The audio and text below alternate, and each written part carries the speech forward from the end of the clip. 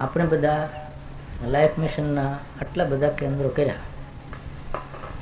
890 તો હું જ એવો ઉદ્ઘાટન કરવા, હજી જેના ઉદ્ઘાટન નથી થયા એવા બાકી છે.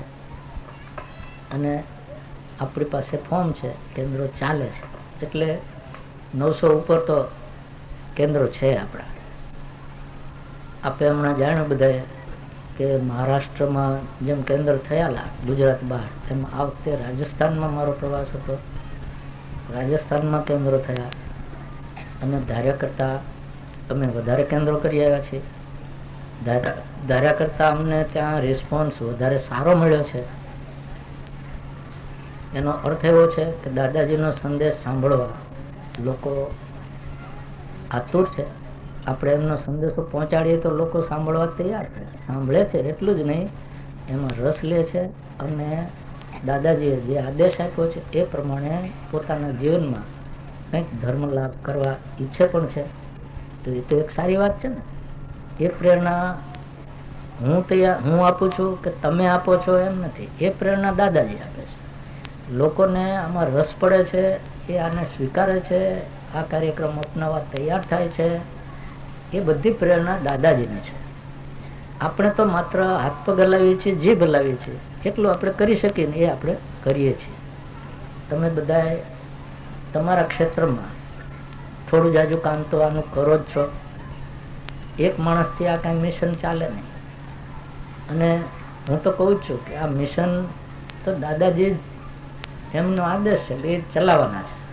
પણ નિમિત્ત તો ભગવાન પણ કોઈને ને કોઈને બનાવે છે. ભગવાન સૃષ્ટિમાં આવીને સ્વયં બધું નથી કરતા, આવે છે તોય નિમિત્ત કોકને બનાવે. ભગવાન કૃષ્ણે અવતાર ધારણ કર્યો તો એ મહાભારત એમણે ધાર્યું તો એ એકલા બધાને મારી આવે, પણ એમણે એ કાર્ય અર્જુનને સોંપ્યું, એને નિમિત્ત બનાવ્યું. એમ ભગવાન ધારે એ તો બધું કરી જ શકવાના છે, કરવાના જ છે. આપણને નિમિત્ત બનવાની તક આપે છે, એ આપણું સદભાગ્ય છે.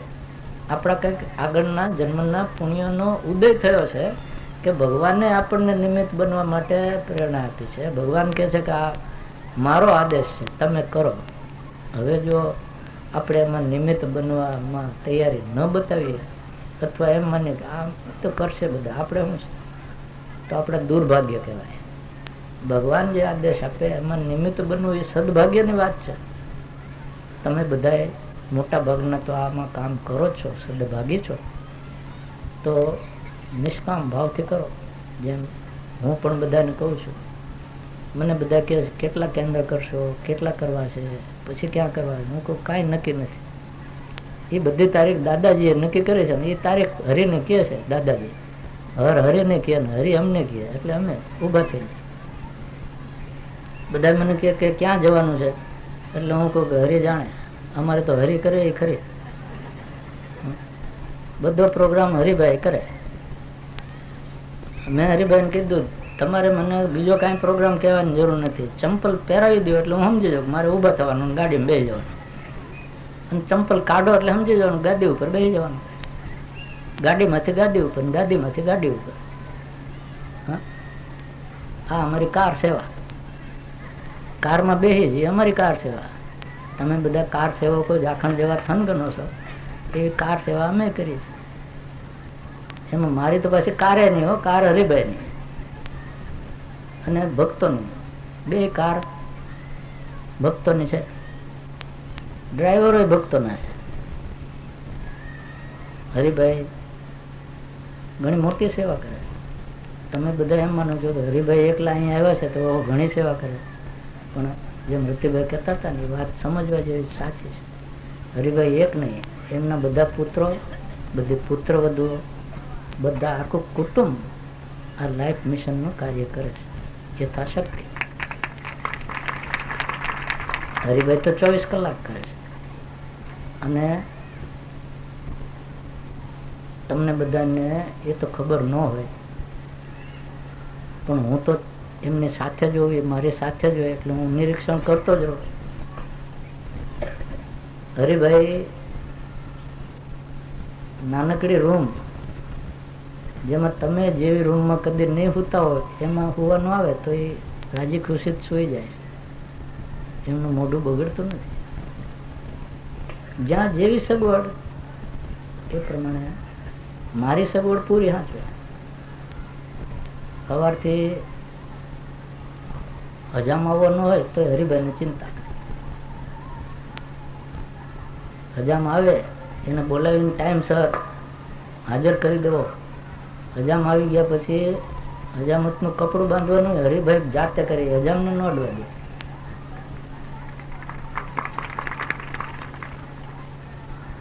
અને હજામ આવે બધું ગરમ પાણી હાથે બધું સાધન તૈયાર. એને કે તારે સાધન કઈ કાઢવાનું નથી, અમારી પાસે છે બધું, તું આ કામ તારું શરૂ કરી દે. એ કામ શરૂ કરે તો કાચો કોચો હજામ હાલે ને હરિભાઈ પાસે. આમને નામ કર, જો ટીપું પડી ગયું, જો અહીંયા આમ રેલો આલ્યો, જો આમ થયું, અહીંયા રહી ગયું, અહીંયા લે.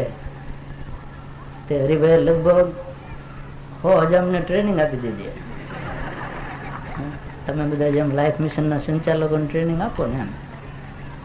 અને પછી પેલો અસ્ત્રમાંથી કાઢે ને એની હારે ફીણ ને વાળ ને બધું નીકળે એટલે પાછા એને લૂછવાનું આવે ને એક બાઉલ, એ બાઉલ ટેબલ ઉપર ન પડે.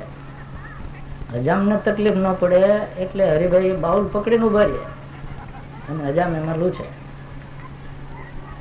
આ એક કરોડપતિ માણસ સેવા કરે છે. સમજો, વિચારજો. આ કઈ એમને મેં નથી કહ્યું તમારે આ કરવું, એની જાતે જાતે જે કરે છે હું જોઉં છું.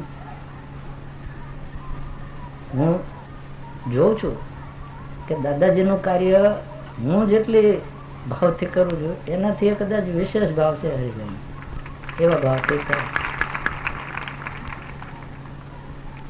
અને સવારથી વહેલા ઉઠવું પડે.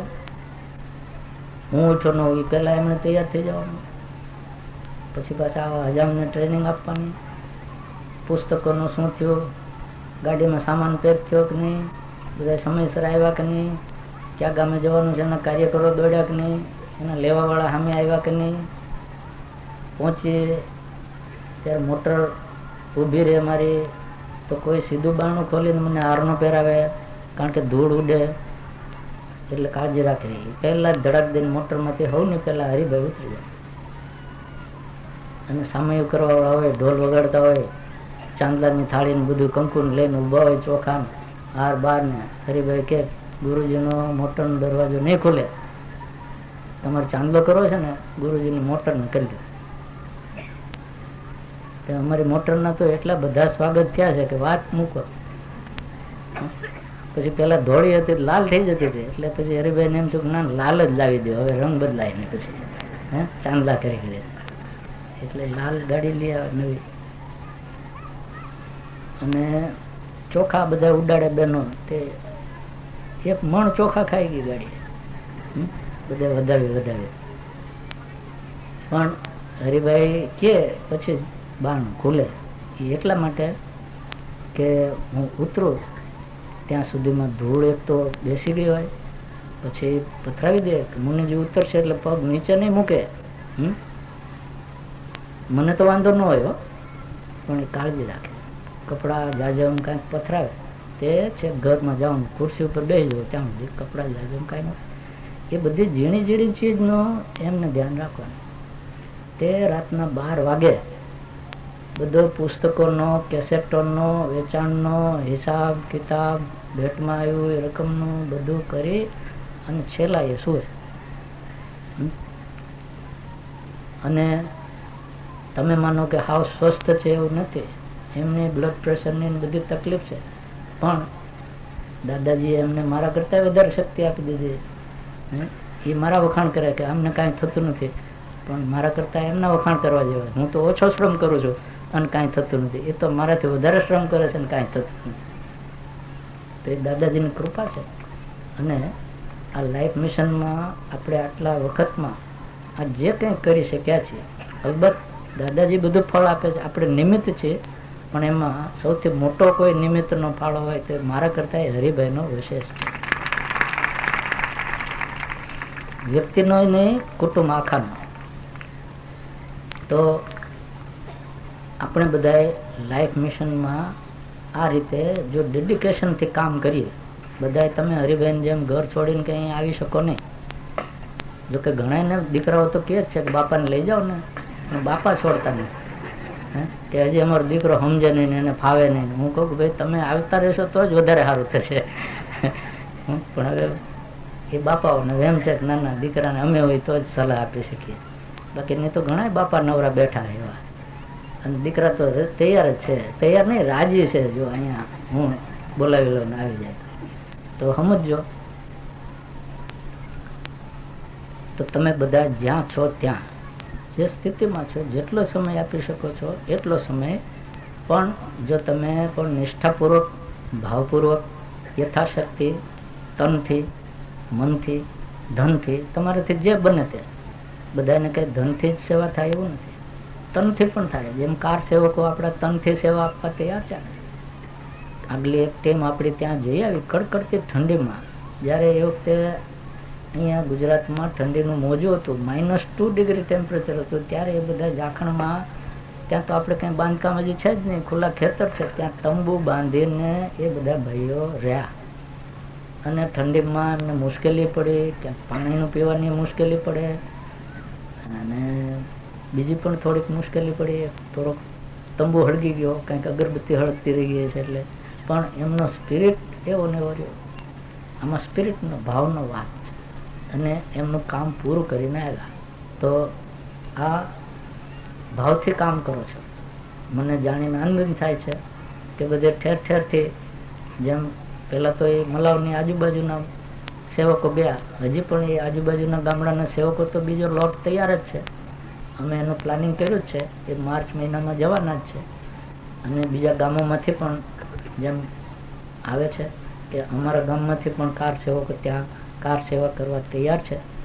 તો લાઈફ મિશનના જે આયોજકો છે, ત્યાં જે કાર્ય થવાનું છે એમાં કાર સેવકો શેમાં આપણને ઉપયોગી થાય એવા કામો શોધી કાઢે, શોધી રાખે. અને જે ભાઈઓની ઈચ્છા છે કાર સેવામાં જવાની, એમને તક આપે, મોકો આપે. ભગવાનનું કાર્ય છે, પૈસા આપીને તો બધું થાય, પણ આપણે સ્વયં જે કરીએ એ આપણું ધર્મ કાર્ય, આપણું પણ એ ધર્મ કાર્ય નોંધાય કે આ ભગવાનની સેવામાં આપણે આપણું શરીર વાપર્યું છે. તો એ કાર સેવા એ પણ મોટું કોન્ટ્રીબ્યુશન છે, પૈસા જેટલું જ કોન્ટ્રીબ્યુશન છે. તો તમારામાંથી હજી પણ જે ભાઈઓને આવો ઉત્સાહ થાય, જે ગામના આપણા મિશનના કાર્યકર્તાઓને ઈચ્છા થાય, તો આવી કાર સેવકોની ટીમો ઊભી કરો, જણાવો. મુખ્ય ઓફિસને તમે મુખ્ય કાર્યાલયને જણાવજો કે અમે તૈયાર છીએ, અમારા આટલા માણસને તમે કહો ત્યારે. પછી જ્યારે અમને કંઈક એવું કાર્યમાં તમારી ટીમની જરૂર હશે ત્યારે જણાવશે, ત્યારે ખુશીથી જાઓ અને સેવા કરો. પહેલાં અનુભવે, પહેલી વખતે તો આપણી પાસે કંઈ સગવડ હતી નહીં, ત્યાં તારની ફેન્સિંગ ઊભી કરવાની હતી, એટલે પહેલું કામ જ એ કરવાનું હતું, સગવડ હતી નહીં. હવે તો આપણે ફેન્સિંગ થઈ ગઈ છે અને અમે વિચાર્યું છે કે બીજો કાર્યકરનો બેચ જાય કાર સેવા માટેનો, એ પહેલાં ત્યાં એમને માટે રહેવાનો એક મોટો શેડ આપણે ઊભો કરી દઈએ. 30 બાય 100 ફૂટનો એક શેડ આપણે ત્યાં ઊભો કરી રહ્યા છીએ. અને એ લગભગ અઠવાડિયામાં એ કામ પતી જશે. ત્યાં પાણીની થોડી તકલીફ હતી એટલે આપણે ત્યાં હોજ એક મોટો બનાવી દીધો છે. અને નજીકમાંથી કૂવામાંથી, ખેતરના કોકના કૂવામાંથી, એ આપણા બધા જમીન આપનારા દાતાઓ જ છે, એટલે પાણી પણ આપણને તાત્કાલિક એમના કૂવામાંથી આપશે. આપણે આપણી પાણીની વ્યવસ્થા કરવાના છીએ, પણ આપણો કૂવો ને બધું બને ત્યાં સુધીમાં એમના કૂવામાંથી આપણે પાઇપલાઇન લાવી એ હોજ તો ભરી રાખીશું, એટલે નાવા ધોવાની છૂટ છે અને પીવાના પાણીની પણ તકલીફ ન પડે. રહેવાનું આટલું થઈ જાય, એ પછી કાર સેવકો જાય તો એમને બીજી તકલીફ ઓછી પડે. એટલા માટે આપણે થોડો વિલંબ કર્યો છે. બીજું કામ છે, ત્યાં હવે ફેન્સિંગ થઈ ગઈ, પાણીની વ્યવસ્થા થઈ, એટલે આપણે એને સુશોભન માટે જે ઝાડો વાવવાના છે, કલ્પતરુ યોજના આપણી હવે તો તમે બધા જાણો છો. તમે બધાએ કલ્પતરુ યોજનામાં કંઈક ને કંઈક નોંધાયું જ હશે એવી મને ખાતરી છે. અને છતાંય તમારામાંથી કદાચ કોઈને આ યોજના શું છે એની ખબર ન હોય અને ઈચ્છા હોય, તો આજે તમે આવ્યા છો તો હું માનું છું કે કંઈક કલ્પતરુ યોજનાનું કાઉન્ટર રાખ્યું છે ને તમે ત્યાં તમે તપાસ કરજો કે ભાઈ આ મારે એક ઝાડ દત્તક લેવું છે. એક ઝાડ દત્તક લેવાના 201 રૂપિયા આપણે આપવાના છે. એ તમારા નામે ઝાડ દત્તક નોંધાશે. એમાં તમારે આવે એને ઝાડને પાણી પાવાની જરૂર નહીં પડે. કાર સેવામાં તમે આવો ને તમારું ઝાડ હોય ને એને પાણી પાવો એનો વાંધો નથી, પણ તમને અમે કાયમ પાણી પાવાનું ઉછેરવાની જવાબદારી તમારા માથે નથી, એ મિશન માથે છે. પણ એના ખર્ચ પેટે આપણને જે થાય એમ હતું, ખર્ચ તો આપણને 300-350 રૂપિયા થાય એક વૃક્ષ ઉછરે ત્યાં સુધીમાં. પણ આપણે એમાંનો એક ભાગ થોડો 201 રૂપિયા, કે જેથી બધાને આમાં ભાગ લેવાનું સરળ પડે એટલા માટે 201 રૂપિયા રાખ્યા છે. અને ઘણો સારો પ્રતિસાદ છે. ઘણા ઝાડ નોંધાઈ ગયા છે, ઘણા વ્યક્તિગત નોંધાવે છે, ઘણા કુટુંબના સભ્ય દીઠ એક નોંધાવે છે, કે જેટલાક સભ્ય એટલે ઝાડ. કેટલીક સંસ્થાઓએ પણ આપણને ડોનેશન આપ્યા છે, કે બીજી સંસ્થાઓ પણ સંસ્થા 10 ઝાડ દત્તક લઈને આપણને ડોનેશન આપે તો સંસ્થા તરીકે પણ થઈ શકે છે. તો તમને જે રીતે અનુકૂળ હોય એ રીતે તમે જેમણે કોન્ટ્રીબ્યુશન આપ્યું છે એમનો ખૂબ આભાર. એમને એટલો ધર્મત લાભ થશે. જે હજી નથી આપી શક્યા, જેમને કદાચ ખબર નહોતી અને રહી ગયા હોય, તો એ આજે તપાસ કરે અને યથાશક્તિ જે નોંધાવવું હોય તે ત્યાં નોંધાવે. કદાચ તમને તમારી પાસે આજે પૈસા ન લાવ્યા હોય રોકડા, તો તમે નામ લખાવી દો અને સરનામું આપી દો, તો એ નોંધી રાખશે. પછી જ્યારે તમે ત્યાંથી મની ઓર્ડર મોકલશો ત્યારે તમને પાકી પહોંચ મોકલી આપશે ટપાલ દ્વારા. એમ પણ તમે કરી શકો છો. તો સંકલ્પ પણ તમે નોંધાવી શકો છો પૈસા ન લાવ્યા હોય તો. પણ તમે બધાએ આ કામમાં નાનો એવો પણ ફાળો આપી શકો છો. અને એ તો ટીપે ટીપે જ સરોવર ભરાય. જ્યારે બધા વૃક્ષો ઉગશે ત્યારે આપણા કેમ્પસ ઉપર 5000 ઝાડ એટલે શું? બહુ સરસ એનું પ્લાનિંગ કર્યું છે. આપણા હોર્ટિકલ્ચરના એક્સપર્ટે, ફોરેસ્ટના એક્સપર્ટે એની એક કમિટી બનાવી છે, કે જેમને આખી જિંદગી ઝાડ જ વાવ્યા છે અને ઉછેર્યા છે, અને ફૂલ છોડ ઉછેરે છે અને બગીચા બનાવ્યા. એવા અનુભવી વ્યક્તિઓએ એનું પ્લાનિંગ કર્યું છે. અને આપણું લાઈફ મિશનના હેડક્વાર્ટરનું જેમણે પ્લાનિંગ કર્યું છે આર્કિટેક્ટ માનસિંહજીભાઈ રાણા, દિલ્હીમાં રહે છે પહેલેથી. ઘણા વિખ્યાત આર્કિટેક્ટ છે. ભારતમાં એમણે મોટા મોટા કામો કર્યા છે. આપણું એશિયાડ ઓલિમ્પિકનું વિલેજ બનાવ્યું એમણે બનાવ્યું છે. જવાહરલાલ નહેરુ, ઇન્દિરા ગાંધી, રાજીવ ગાંધી, એ બધાનું કામ પણ એ કરતા હતા.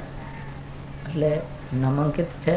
અને યુરોપ, અમેરિકામાં અને જગતના બીજા દેશોમાં પણ એમને ઘણા સ્થળે કામ ચાલે છે. એટલે ખૂબ અનુભવી આર્કિટેક્ટ છે. એમણે આખો પ્લાન બનાવ્યો છે. એમની પણ સલાહ લઈને આ ઝાડવા ક્યાં કેવા વાવવા, કેવો દેખાવો હોવો જોઈએ, કેવું, એ સલાહ લઈને આપણે કરવાના છીએ. એટલે જે થશે તે પૂરા અનુભવનો લાભ લઈ અને આપણે જે કરવું તે શ્રેષ્ઠ કરવું છે. આપણો પ્રયાસ છે એવો, તો દાદાજીના આશીર્વાદ આપણને મળી જ રહેવાના. આપણે જેટલો યત્ન કરશું એટલું પરિણામ ઉત્તમ આવશે. તો લાઈફ મિશન દાદાજીના આદેશથી કર્યું છે. એનું હેડક્વાર્ટર પણ એટલું સુંદર બનશે, એમાં કોઈ શંકા નથી. તો આ કલ્પતરુ યોજના છે એ થઈ ગયા પછી આપણે બીજી યોજનાઓ હાથ ધરીશું. પછી અંદરના રસ્તાઓ બનાવવો પડશે. આપણે અહીંયા જેમ કેમ્પસમાં રોડ છે ને, જવા આવવામાં આપણને કોઈ દી મુશ્કેલી ન પડે, કાદવ ન થાય, ગાડીઓ આવી શકે એવા સરસ રસ્તાઓ લેઆઉટ કરવા પડે. અને પછી બધા પ્લાનિંગ પ્રમાણે આપણે ધીમે ધીમે જે કંઈ ત્યાં બાંધકામ કરવાનું છે એ શરૂ થશે. એટલે કામ તો હવે ત્યાં શરૂ થયું છે, એટલે ચાલુ જ રહેવાનું છે, અટકવાનું નથી. તો આપ સૌ તન, મન, ધનથી કઈ રીતે ઉપયોગી થઈ શકો એમ છો દાદાજીના કાર્યમાં વિચારી લો, અને એ પ્રમાણે તમે ઉપયોગી થઈ શકો છો. કાર સેવામાં શરીર લઈને આપણે થોડોક શ્રમ કરવાનો છે. મનથી પણ તમે સેવા કરી શકો છો. મન એટલે શું? તમે કોઈ ચોપડીનું એડિટિંગ કરો, પ્રૂફ રીડિંગ કરો, આવું પણ ઘણું કામ છે. તમને આશ્ચર્ય થશે કે આપણને ગુજરાતીના જેમ બધા પુસ્તકો છપાઈ ગયા છે, એમ હિન્દીના બધા જ છપાઈ ગયા છે, એક પુસ્તક સિવાય. યોગ દ્વારા દિવ્ય દેહ, એનું હિન્દી તો થઈ ગયું છે, એનું એડિટિંગ પણ લગભગ થઈ ગયું છે. હવે એનું ફાઇનલ પ્રેસમાં જશે અને 1-1.5 મહિનામાં કે 2 મહિનામાં એ પણ બની જશે. એટલે હિન્દી પ્રકાશનો જેટલા ગુજરાતી છે એટલા જ આપણને હિન્દી પ્રકાશનો છે. હિન્દી પ્રકાશનો હતા તો આપણે રાજસ્થાનમાં કંઈક એને ઉપયોગમાં લઈ શક્યા, કારણ કે ત્યાં હિન્દી ભાષા ચાલે. અને અમારી બધાની તો ગુજરાતી હિન્દી, તો બધાએ પૂછતા હતા કે ત્યાં તો હિન્દી બોલવું પડશે ને. મેં કીધું કે હમ તો બાવા બી ના હે તો હિન્દી બોલેંગે. તો બાવાવાળી હિન્દી અહીંયા હાલી ગઈ અને બહુ સારી હાલી. અને અમે તો ત્યાં ગામડાઓમાં જ્યાં ગયા ને ત્યાં તો અમને નિરાશ થઈ ગઈ કે ત્યાંની હિન્દી કરતાં તો આપણી ચોખ્ખી છે. એ તો હિન્દી ગુજરાતીનું એવું મિશ્રણ કરે ને કે સાચી હિન્દી નહીં સાચી ગુજરાતી નહીં. તમે કીધું અહીં તો ઉજળગામમાં એરંડો પ્રધાન, આપણી હિન્દી તો બહુ ફર્સ્ટ ક્લાસ કહેવાય. એટલે એમ કરતાં કરતાં શીખી ગયા. શીખતા શીખતા આવડી ગયું. કેટલાક શબ્દો ત્યાં આપણને ના આવડે તો અમે ઓડિયન્સને પૂછી લઈએ કે સમજી ગયા ને, તો બધા આમ બાઘા મોઢા રાખે ને એટલે આપણે સમજવાનું નથી સમજ્યા. એટલે પછી બાર કોકને પૂછી લેવાનું કે તમે આને શું કહો છો, ગુજરાતી હિન્દી બે જાણતા હોય તો એ હિન્દી શબ્દ કહે પાછો આપણે એ વાપરવા માંડી જવાનું. એમાં શું છે, તાત્કાલિક પૂછી લેવાનું. અહીંયા રેડી ડિક્શનરીઓ બધી હાજર. એમ કરતાં કરતાં હિન્દી શીખી ગયા. અને મારી તો હિન્દી હાલી પણ હરિભાઈની હાલી ગઈ. એ તમે વિચાર કરો. હરિભાઈ હિન્દીમાં ભાષણ ઠોકવા માંડી ગયા. પછી એમાં સ્ત્રીલિંગ પુલ્લિંગનો કોઈ સવાલ જ નહીં, બધાને એક જ ધાર્યું હાલે. પણ બધા સમજી જતા હતા હરિભાઈ, એમનો કહેવાનો ભાવ સમજી જાય. એટલે હરિભાઈ બરોબર ફ્લુઅન્ટલી ફડફડાવતા હતા. મેં કીધું તમે તમારે ધમધમાવો, અહીંયા વાંધો જ નહીં, અટકવાનું જ નહીં, આપણને નથી આવડતું એવું માનવું જ નહીં. આ તો દાદાજીનું કામ છે, દાદાજી જેવી હિન્દી બોલાવે એવું બોલી નાખવાની, અહીં લોકો સમજી જશે. અને બધું સમજી ગયા. તો રાજસ્થાનનો પ્રવાસ ઘણો સફળ રહ્યો જેમ હરિભાઈએ કર્યું એમ. અને જે ભાઈઓ બહેનોએ પહેલી વખત અમારો પ્રવાસ હતો અને પાયાનું કામ કર્યું એને કારણે જ આટલો સફળ રહ્યો. જેમ આપણે સારથીના ભાઈઓને ઉલ્લેખ કર્યો, ગિરિરાજભાઈને, એમના સ્ટાફ ધનસિંહને, એ બધા ભાઈઓએ ખૂબ મહેનત કરી. એવી જ મહેનત આપણા 3 બહેનોએ કરી. એમની એક સ્પેશિયલ ટીમ મેં થોડાક દિવસ મોકલેલી. 3 રાણી સાહેબોને ધકેલી દીધેલા, એક કોઠારિયાના, એક ઉમેટના અને ત્રીજા આપણા હેરાલના. તો એ 3 રાણી સાહેબીઓ ઘણું કરી આવ્યા, 15-20 કેન્દ્રો કરી આવ્યા ધમધમાટ. એટલે એમણે પાયો નાખ્યો, ગિરિરાજભાઈએ નાખ્યો, અને બાકીનું અધૂરું કામ હતું તે જસોલ સાહેબે પૂરું કરી દીધું. અને જસોલ સાહેબની તો બધે રાજસ્થાનમાં પણ સારી એવી ઓળખાણ. અને જોધપુરમાં તો ઘણું સુંદર કામ થયું. જોધપુરના આપણા કેન્દ્રનું જ્યારે ઉદ્ઘાટન હતું એમાં જોધપુર મહારાજા સાહેબ પધાર્યા, મહારાણી સાહેબ પધાર્યા, રાજમાતા સાહેબ પધાર્યા. અને એ બધો યશ જસોલ સાહેબને ફાળે જાય છે. એમણે મહારાજા સાહેબને બધી વાત કરી, વિનંતી કરી, અને એ સમજ્યા કે આવા કાર્ય માટે ગુજરાતના સંત આવે છે તો અમે જરૂર આ કરીશું. અને એનો કારણે ઘણો સારો આપણો મિશનનો આવકાર પણ મળ્યો બીજા પ્રજાજનોમાં. તો આ રીતે આપણું ત્યાંનું કામ ઘણું સફળ ગયું છે. હજી મારે એક નાનકડો પ્રવાસ રાજસ્થાનનો કરવાનો છે. ત્યાં 22-23 તારીખે જોહર મેલાના કાર્યક્રમમાં જવાનું છે. આ માર્ચ મહિનાની. તમને બધાને ખ્યાલ છે કે ગયા વખતે આપણે જ્યારે 29 ડિસેમ્બરે મળ્યા ત્યારે રાજસ્થાનથી 2-3 ભાઈઓ વડીલો આવ્યા હતા. એ જોહર સંસ્થાનના એક પ્રમુખ હતા, એક જનરલ સેક્રેટરી હતા અને એક સભ્ય હતા એની કમિટીના. એ ત્રણેય મને આમંત્રણ આપવા આવ્યા હતા કે ત્યાં ચિત્તોડગઢમાં જ્યાં બધી સતીઓ થયેલી, જોહર કરેલું મોગલોના આક્રમણને કારણે, એ સતીઓની યાદમાં એ લોકો એ દિવસે એક ફંક્શન કરે છે અને જોહર મેલા કહે છે. અને ત્યાં આખા રાજસ્થાનમાંથી 3-4 લાખ માણસો ભેગા થાય છે. અને ત્યાં કોઈ સંતને, કોઈ વિશેષ વ્યક્તિને એ લોકો દર વર્ષે આમંત્રણ આપે છે અને એમનું પ્રવચન રાખે છે. તો આ વખતે એમને મને વિશેષ વ્યક્તિ તરીકે આમંત્રણ આપ્યું છે. મેં એ સ્વીકાર્યું છે, એટલે ત્યાં જવાનું છું. અને એની ઉપયોગિતા તો ઘણી છે. જો આ બધું દાદાજી ગોઠવે છે, આપણે કંઈ કોઈને પરાણે બોલાવ્યા નથી, પણ એ આવ્યા અને એમણે આમંત્રણ આપ્યું. એટલું જ નહીં, પણ પાછું હું આ વખતે ત્યાં પ્રવાસમાં ગયો ત્યારે એ 3 મહાનુભાવોએ આપણી પાસેથી મંત્ર દીક્ષા લીધી છે. એટલે હવે આપણા પરિવારના, એટલે જોહર સંસ્થાન યોજે છે પણ આપણા પરિવારના છે. હવે એમણે આમંત્રણ આપ્યું ત્યારે પરિવારના નહોતા. હું પ્રવાસમાં ગયો ત્યારે એ બધાએ મારી પાસેથી મંત્ર દીક્ષા લીધી. તો હવે આપણું ત્યાં વિશેષ આપણને ભાવથી એ લોકો આવકારે છે અને ત્યાં જઈશું. તો આખા રાજસ્થાનમાંથી એટલું જ નહીં પણ આસપાસના રાજ્યોમાંથી મધ્યપ્રદેશ, યુપી, હરિયાણા ત્યાંથી પણ માણસો ત્યાં એ જોહર મેળામાં ભાગ લેવા આવતા હોય છે. એટલે થોડા પ્રમાણ પણ ઘણા આવે છે. તો હું ત્યાં જઈશ અને એક જ પ્રવચન થશે મારું તો 4 લાખ માણસ એની મેળાએ કેટલા બધા વિસ્તારમાંથી આવેલા એને ખબર પડશે કે લાઈફ મિશન શું છે. દાદાજીએ ગોઠવું કહેવાય એમ આનો વ્યાપ વધતો જવાનો છે, વધતો રહે છે અને વધતો જશે. આપણે યત્ન કરવાના છે. આપણે કોઈ એમ વિચારીએ કે આટલું તો મારે કરવું જ છે ને આમ થવું જ જોઈએ તો આપણે નાસીપાસ થવાના. એટલે કોઈ લક્ષ્યાંક રાખશો જ નહીં. લક્ષ્યાંકનો વિરોધી છું. પહેલેથી મને બધા કહેતા હતા કે અમારે કેટલા કેન્દ્ર કરવા જોઈએ. હું કહું થાય દાદાજી કરાવે એટલા, એનો કોઈ આંકડો નહીં. પછી હું તમને આંકડો આપું પછી તમે સાચા ખોટા 10 કરવાના એટલે કરી જ દો કે તમે જ છૂટ્યા પણ પછી હાલતા નથી એનું શું. એટલે લક્ષ્યાંકમાં હંમેશા ખોટું થાય. એના કરતાં દાદાજી જે કરાવે છે કરો ધીરે ધીરે. લક્ષ્યાંક કોઈ નથી.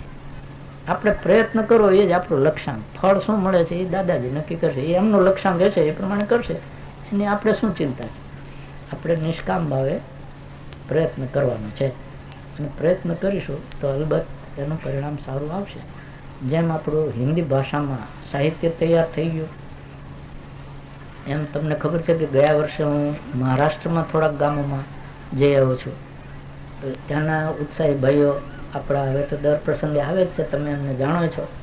એમણે એવો ઉત્સાહ દર્શાવ્યો કે અમને પણ અહીંયા બધા જ સમજી શકે એટલા માટે મરાઠી ભાષાનું સાહિત્ય જોઈએ.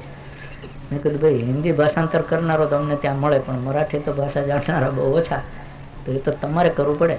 તો કે એ અમે કરી દઈશું, તમે રજા આપો. તો મેં કીધું તો દાદાજીની છૂટ જ છે, આ બધું દાદાજીનું છે જે કરે.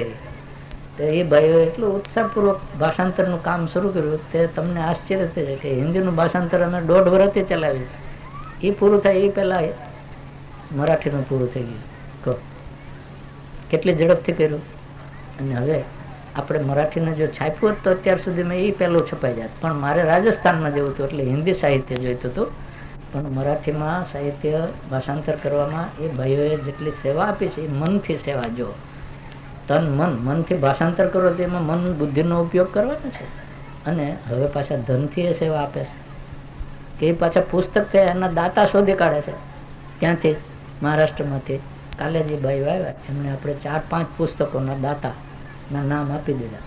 એટલે હવે આપણી પાસે તૈયાર છે. પ્રેસમાં ફટાફટ છપાશે તો 4-6 મહિનામાં આપણી પાસે મરાઠી સાહિત્ય પણ તૈયાર હશે. અને જેમ ભાષા જુદી જુદી ભાષાનું સાહિત્ય તૈયાર થશે એમ એ વિસ્તારમાં પણ જાજા લોકો પરિચિત થશે આપણી પરંપરાથી, લકુલીશ ભગવાનથી, કાયાવરણ તીર્થથી, લાઈફ મિશનથી, એના કાર્યથી અને આપણો શું સંદેશ છે દાદાજીનો એનાથી. તો એમને પણ પ્રેરણા થશે તો લાઈફ મિશનનું કામ ત્યાં પણ વિશેષ પાછું ફેલાશે. તો દાદાજી બધું જ કરવાના છે, બધું જ થઈ રહ્યું છે. મને તો સંપૂર્ણ સંતોષ છે કે જે કંઈ થઈ રહ્યું છે એ દાદાજી બરાબર જ કરી રહ્યા છે. આપણા પ્રયત્નના પ્રમાણમાં તો ઘણું કરી રહ્યા છે. આપણો પ્રયત્ન હજી એટલો નથી, એટલું પરિણામ દાદાજી આપી દીધું છે. હવે આપણે વિશેષ ને વિશેષ પ્રયત્ન કરીએ એ જ આપણે બધાએ જોવાનું છે. અને આ નિષ્કામ કર્મ છે. તમે બીજું જે કંઈ સંસારનું સમાજનું કામ કરો છો એ સકામ કર્મ છે, એનાથી ધર્મ લાભ ન થાય. આ નિષ્કામ કર્મ છે, એનાથી ધર્મ લાભ થાય, એનાથી આત્માનું કલ્યાણ થાય. અને નિષ્કામ કર્મ આપણે જાતે વિચારીએ કે આ નિષ્કામ કર્મ છે હું કરું અને ભગવાન કહે કે આ નિષ્કામ કર્મ છે કરો, આ બેનો કેટલો આપ જમીનનો તફાવત છે. આ નિષ્કામ કર્મ એવું છે કે ભગવાને આપણને ચીંધેલું છે. એ નિષ્કામ કર્મ કરો, એ જ કરવામાં ફાયદો છે. હું સાધના કરતો તે મૂકીને આ કરવા માંડી ગયો, તમારે એનું મૂલ્ય સમજવું જોઈએ. દાદાજીએ મને આજ્ઞા કરી કે આ તો તું કરે તે કર પણ સાથે આ કર, તારે કરવાનું છે. પછી એનો વિચાર ન કરવાનો હોય એ મારું શેમાં કલ્યાણ છે એ વિચાર્યું જ કે ને. શિવ એટલે કલ્યાણ, એ કોઈનું અકલ્યાણ કરે જ નહીં. એની આજ્ઞા હોય એમાં બધાનું કલ્યાણ હોય. એમને માસનું પણ કલ્યાણ કરવું છે, વ્યક્તિનું કલ્યાણ એમના હૃદય ન હોય, એ તો બધાનું કલ્યાણ જીવનનું. તો આપણું કરે પણ આપણા દ્વારા બીજાનું કલ્યાણ થતું હોય તો પ્રેરણા આપે. તો આપણે એમ જ સમજવાનું છે કે એ પ્રેરણા દાદાજીએ આપણને બધાને આપી છે હું તમને બધાને પહેલેથી કહું છું કે એ બધાને દર્શન આપીને તમને કહેશે નહીં, એ અધિકાર જોઈએ. દર્શન જેને આપે અને એકને જ કહે તો એ બધાને માટે છે. બાપુજીને કહેલું તે એમને એકને માટે કહેલું, એકને માટે જે કહ્યું તે જુદી વાત છે. એ અમને જે સાધના આપી છે દિવ્ય દેહની, એમાં માર્ગદર્શન આપ્યું છે, એમાં અમારે જે કરવાનું તે અમને એકને કરવાનું કહ્યું છે. એમાં હું તમને એમ ન કહું આમાં તમારે કંઈક કરવાનું, એ હું તમને કાયમ કહું છું. મારી સાધનામાં મારે તમારા સહકારની, સપોર્ટની કંઈ જરૂર નહીં પડે. પણ આ સંસ્કૃતિનું પુનરુત્થાનનું કામ છે, એ વ્યક્તિનું કામ નથી, એ સમાજનું કામ છે. એમાં એ આપણને બધાને સોંપેલું કાર્ય છે. તો એમાં તમે ભાગીદાર થઈ શકો છો. આ સાધના જ છે અને એ સાધનાની તક આપણને બધાને છે. આપણે વિચારી લેવાનું કે આપણે તનથી સેવા આપી શકીએ એમ છીએ, મનથી આપી શકીએ એમ છીએ, ધનથી આપી શકીએ એમ છીએ. જેનાથી આપી શકો એનાથી આપો. એકથી આપો, બેથી આપો, ત્રણેયથી આપો.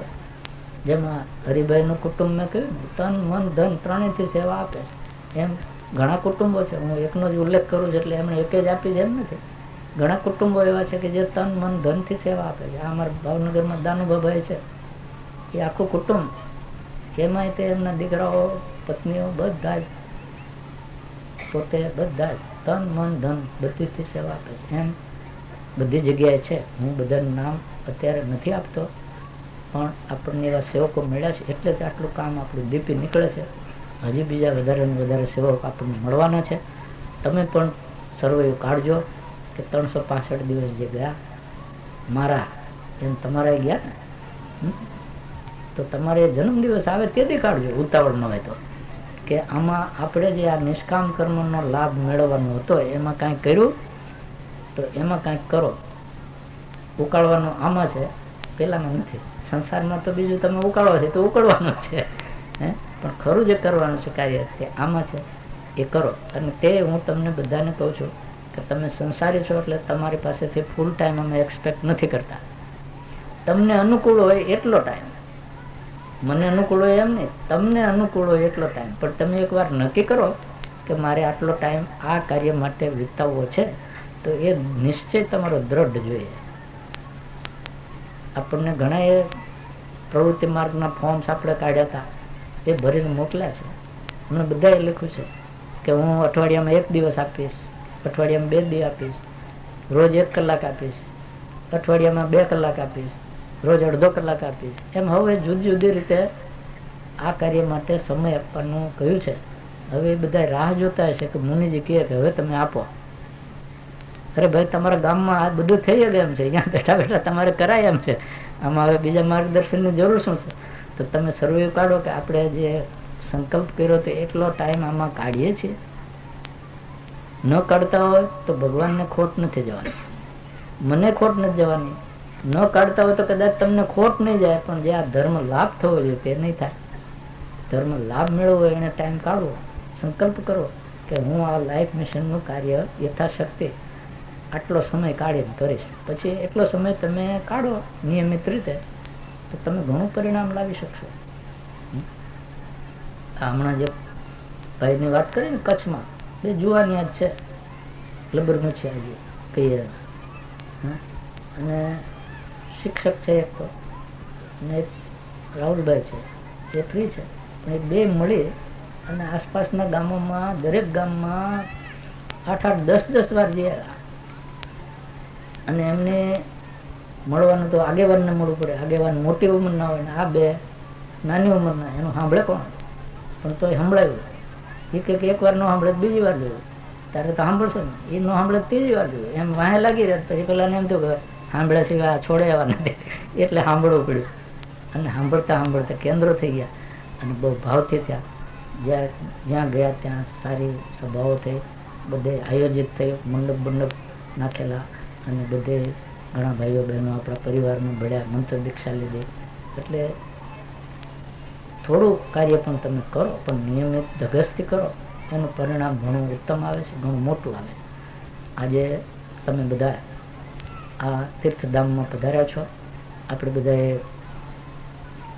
ભગવાનની નિશ્રામાં આજે ધર્મ લાભ લેવાનો છે.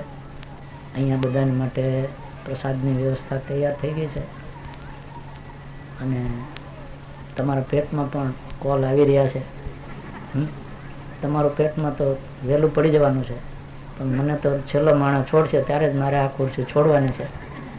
એટલે હવે હું સમજુ છું કે મારે મોડું ન થાય, એટલા માટે પણ કાંઈક પ્રવચન સમાપ્ત કરવું જોઈએ.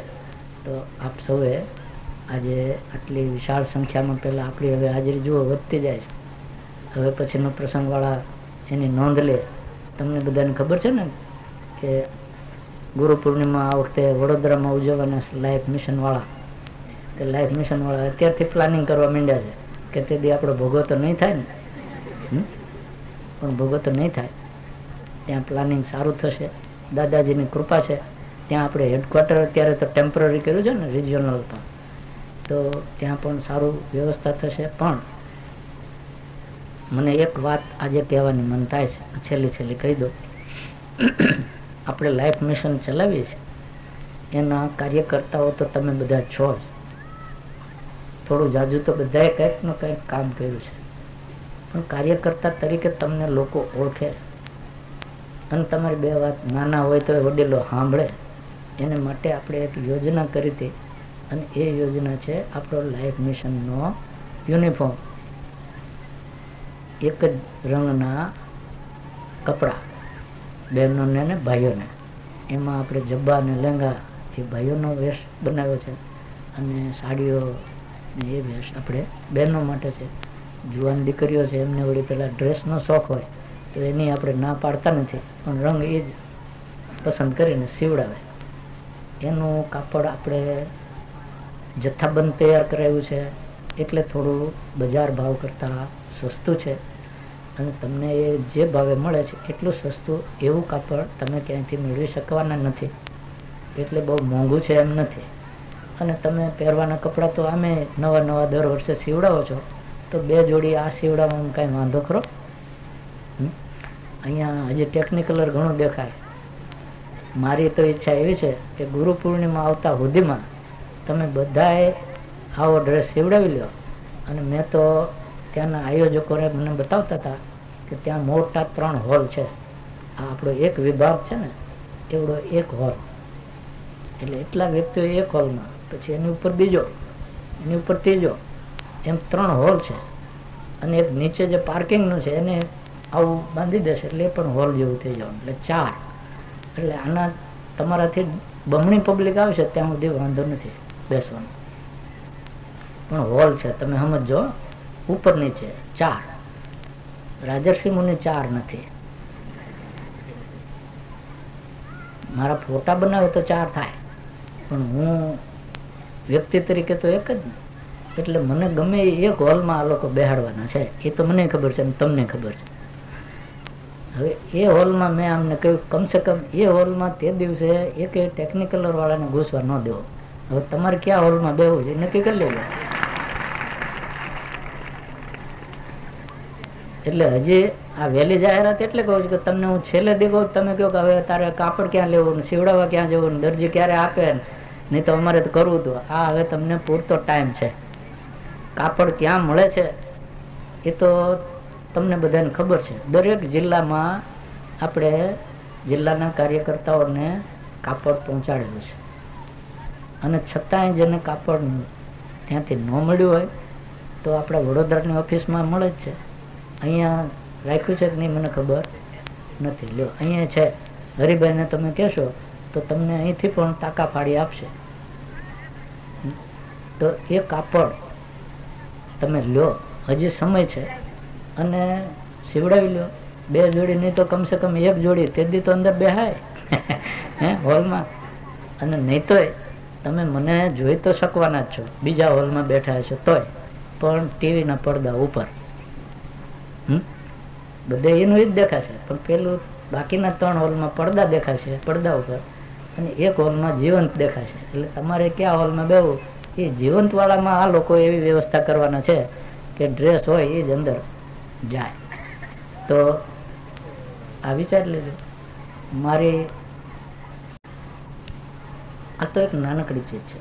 એમાં તો આપણે કપડાં તો ખરીદી જ છીએ, આમાં કંઈ સ્પેશિયલ કરવાનું છે ને. તો 2 જોડી આવા રાખો તમે, પ્રસંગોપાત. જો બધા યુનિફોર્મમાં આવે તો કેટલું સરસ લાગે. એક સરખા બધા એક સરખા ડ્રેસવાળા બહેનો આવે છે કે ભાઈઓ આવે તો કેટલું સરસ લાગે. અમારે ત્યાં વડોદરામાં તો આ લોકો કેન્દ્રમાં સત્સંગ કરે છે ત્યારે મોટા ભાગના ભાઈઓ બહેનો આ આપણો યુનિફોર્મ પહેરીને જ લાઈફ મિશનના કેન્દ્રમાં પણ હાજરી આપે છે. ધીમે ધીમે આપણા બધા લાઈફ મિશનના કેન્દ્રોમાં આવું થઈ જવું જોઈએ કે જેટલા આવે છે એ બધાએ આવો ડ્રેસ પહેરીને આવે તો વધારે સરસ લાગશે. એનાથી એક આત્મીયતા વધે છે અને ઓળખાણમાં મુશ્કેલી પડતી નથી. હું તો તમને એ કહું છું કે એનો એક બીજો લાભ છે. તમે બીજા શહેરમાં જાઓ, બીજા ગામડે જાઓ તો એ આ પહેરવા જેવું છે. તરત જ બીજા ઓળખી લે આ આપણો લાઈફ મિશન નીકળ્યો. તો તરત તમને જય ભગવાન તો કહેશે ને. અને કદાચ તમને ત્યાં બીજો કોઈ ઓળખાણ ન હોય તો કમસે કમ ચાનો કપ પાસે અને આવો ભાઈ આપણે બે એક જ પરંપરાના છે, ગુરુભાઈ છે, એમ ઓળખી લેવાનું છે. આ તો એક આઈડેન્ટિટી કાર્ડ છે, એનાથી પણ ઘણો લાભ મળે. તો એક આ મને યાદ આવી ગયું એટલે મેં તમને યાદી આપી. હવે તો તમે ભૂખ્યા થયા છો, હું થોડોક થાક્યો છું એટલે મારું વક્તવ્ય સમાપ્ત કરું છું. આપ સૌએ આટલે લાંબો સમય બેસી મને શાંતિપૂર્વક સાંભળ્યો એ બદલ સૌનો ખૂબ આભાર.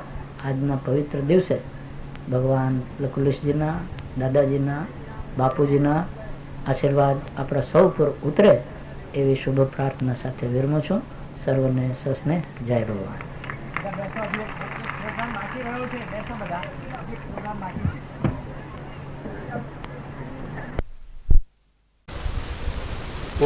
મારી પાસે થોડા સમય પહેલા બીજા એક અમેરિકન ભાઈ આવ્યા અને મને પૂછ્યું, મને કે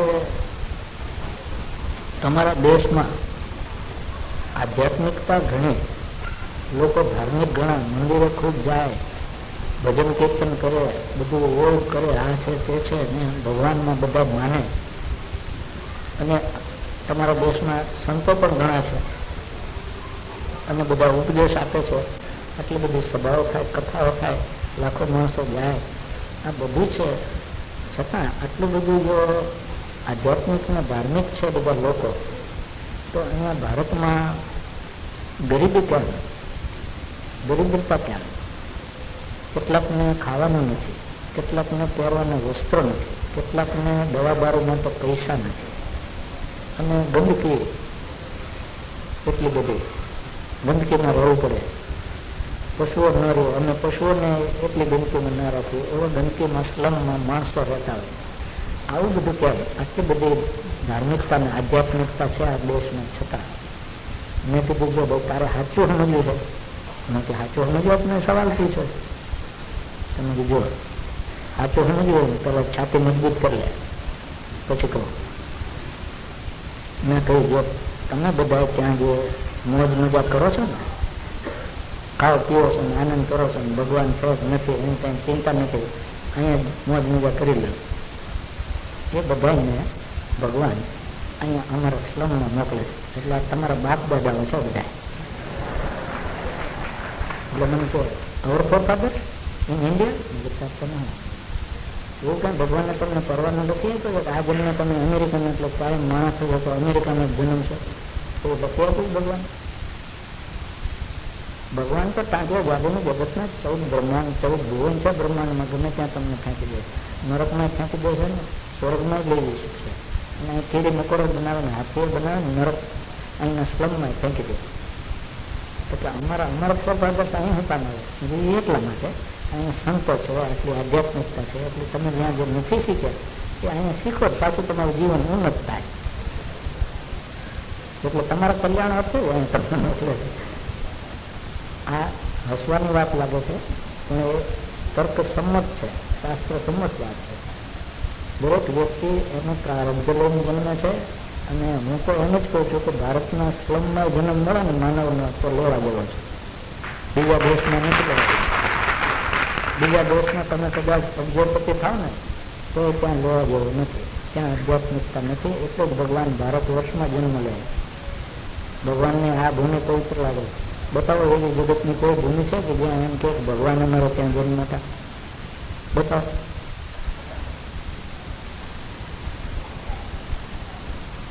કોઈ એમ કહી શકવાનું છે કે અમારો ગોડ કે અમારો અલ્લાહ અહીંયા જીવને પર આપણે કહી શકીએ ભગવાનના પેગમ્બરો બીજે જન્મ છે, ભગવાનના દૂતો જન્મ છે, બીજે મેસેન્જર્સ. ભગવાન સ્વયં નહીં કે એ ભારત છે. એટલે ભગવાને કહ્યું છે કે ઉદા ઉદા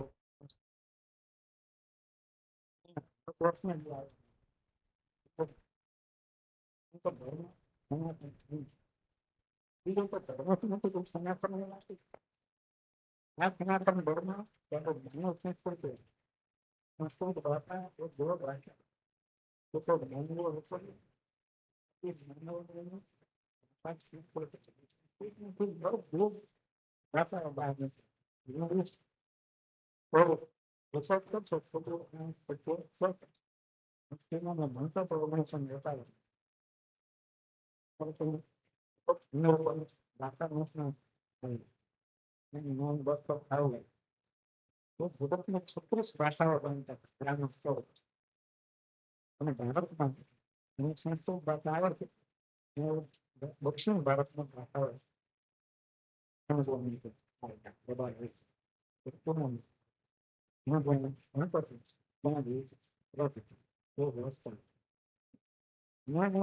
તમારું આ બધી ભાષાઓ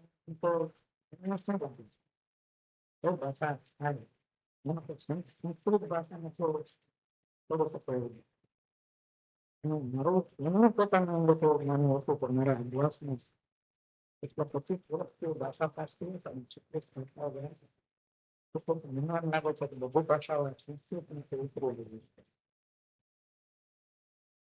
નથી. ત્રણ વિશે માનસપુત્ર છે બ્રહ્માંડ માનસપુત્ર એમના બ્રહ્માંડને સાક્ષાત કરો સમાજમાં અને દિવ્ય માણસ સાંભળવું તો આપણા રોગને નિયંત્રણ તો દિવ્ય માણસ તો મનુષ્ય બોલ્યા નથી તો ભગવાનની વાણી ભગવાનની વાણી તો એ આપણા રોગ મંત્રમાં કોઈ લેખક નથી મનુષ્ય તો અપૌરું છે અપૌરું છે તો મનુષ્ય રચેલા અપૌરું છે એટલે દિવ્ય ભગવાનનું દિવ્ય વાણી જે ભાષામાં ઋષિ મુનિઓ સાંભળી રોગ માંથી આખી ભાષા થઈ પોતાક્ષર ધર્મમાંથી આપણો તત્વ આપણે છે એમાંથી આ બધા છંદ ને વ્યાકરણ એ બધા ઓળખાંગો છે. ગ્રામર અત્યારનો નથી શોધેલો તો રોગમાં છે રોગના અંગમાં છે બધું. તો આ દિવ્ય ભાષા છે એટલે મંત્ર છે ઋષિ મુનિઓ દિવ્ય નામ સાંભળો એ મંત્રને માનતો છે. એના આધારે એના ઉપરની અંતિમ શબ્દો સાંભળી છે ભગવાનને ગીતો આ સિદ્ધાંતોના આધારે માનવો છે બીજી રીતે જીવન ગીતો એટલા માટે ઓછી ગયો આપણને કહી ગયા હવે બહુ પ્રકારના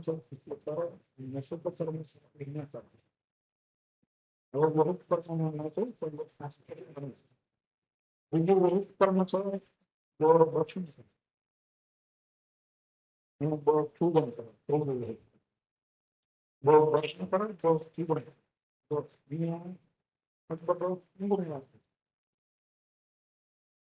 ઈશ્વર દર્શન કરવા એવું નથી પરમાત્મા દર્શન કરવા એવું બહુ બહુ શબ્દો છે તો પરબ્રહ્મ પરમાત્મા તો સગુણ બ્રહ્મ ઈશ્વર આપો ભગવાન છે પરમાત્મા તો બહુ વિકસિત એટલે જયારે ઈશ્વર સગુણ બ્રહ્મ છે નિરાકાર છે તો આકાર બને ત્યારે ગુણના આધારે ત્રિમૂર્તિ બળ બને છે એમના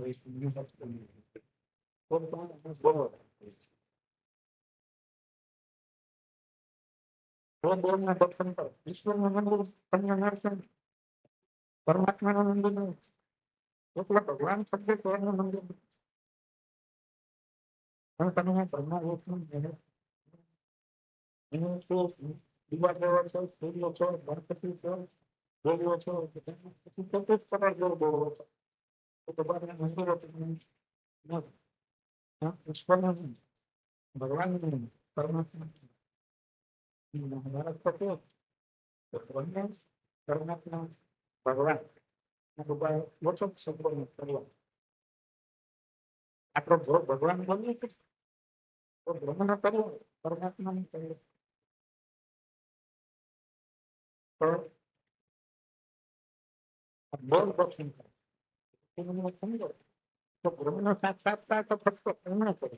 એ સ્થૂળ છે જ. એ આ સ્થૂળ ચક્ષુ તો દેખાય ને એનું ચક્ષુ એમાં તો બીજું ચક્ષુ છે. પરમાત્મા તત્વને ઓળખવાનું, ઈશ્વરને ઓળખવાનું કે બ્રહ્મ તત્વને ઓળખવાનું, આત્માને ઓળખવાનું. કોઈ ચક્ષુ નહીં કામ. એટલે જ અર્જુનને સ્વરૂપ દર્શન કર્યું તો તારા ભગવાને કહ્યું કે મેં તમને સ્વરૂપ તો બતાવો તારું ઈચ્છા છે. હા તારા કર્મ ચક્ષુ છે ને જોઉં છું કે મારો તમને દિવ્ય ચક્ષુ આપતું પડશે. ભગવાનને બોલી શકતો આટલું પછી અમે દર્શન થયું. પણ આપણે દિવ્ય ચક્ષુ મારે શું કરવું એની આ વાત છે.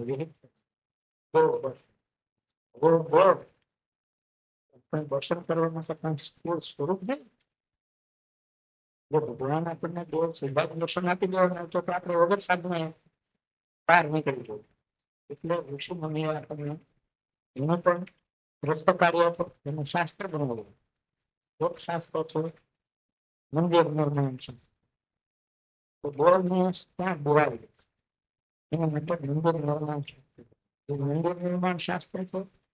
મંદિર કેમ બનાવે એનું નાચપાન કેળાવે, એનો આગળનો ભાગ કેવો હોય, લંક કેટલી ઊંચી લેવી જોઈએ, તો શિખર કેટલું જોઈએ, વચ્ચેનો હળ કેવો હોય, તો ગર્ભદ્વારનો સાઈઝ કેવી હોય, ગર્ભદ્વારની સાઈઝ આટલી હોય તો શિખરની ઊંચાઈ બધા નાચપાન છે એનું ગણિત છે. તો શાસ્ત્રોક્ત ગણિત પૂરા પછી તો મંદિરનું ભગવાન બનાવે. ગમે તે આર્કિટેક્ટને અત્યારે આપણે આપી દઈશું, ગમે તે અંગમેરો બનાવી દઈશું, આગળ મંદિરો બને છે. તો મંદિરનું શાસ્ત્રોક્ત મંદિર આ નાટપાલ એટલા માટે છે કે રોગના જે મંત્રો ના વિચારોની અંદર થવાનું છે. એના આંદોલનમાં નાટપાલ પ્રમાણે બનાવ્યો અવાજની અંદર એટલો મંદિરનો શાસ્ત્ર તો શાસ્ત્ર પદ્ધતિ તમને ઉભો તમને જાણીને આનંદ થશે, મને કહેતા આનંદ થશે. તો આપણું મંદિર છે તો મંદિર નિર્માણ શાસ્ત્રના નામ પ્રમાણ બનાવેલું છે. સોમપુરા જે હતા ને ઘોડા એ આખું કોથળી આ ત્રણ બોર્ડમાં આપણે બનાવ્યું હતું એની ચર્ચા કરાવી અને પાછું બોર્ડ સંભાળતા તમે હું પણ કરી ગયા.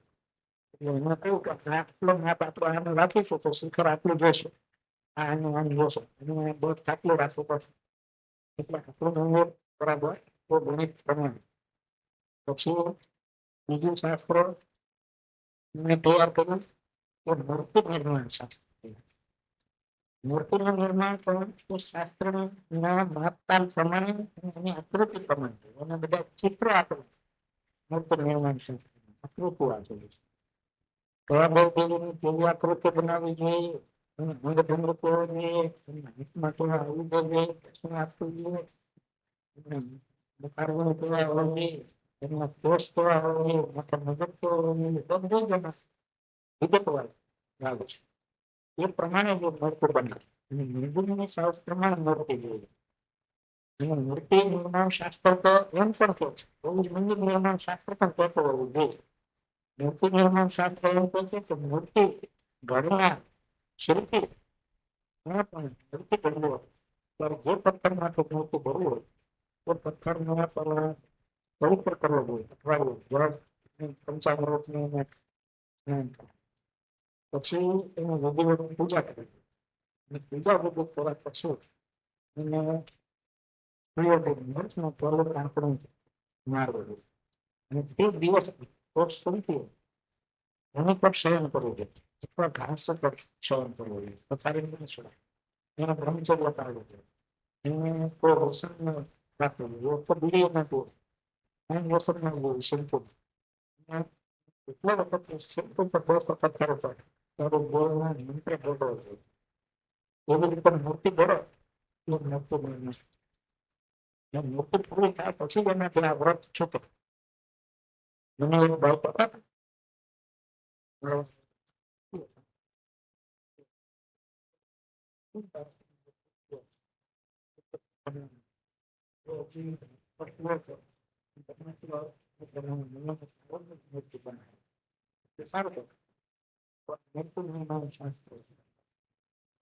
મૂર્તિ થઈ જાય, મંદિર થઈ જાય પછી એને પ્રાણ પ્રતિષ્ઠા પણ કરવી. એમાં શાસ્ત્ર છે.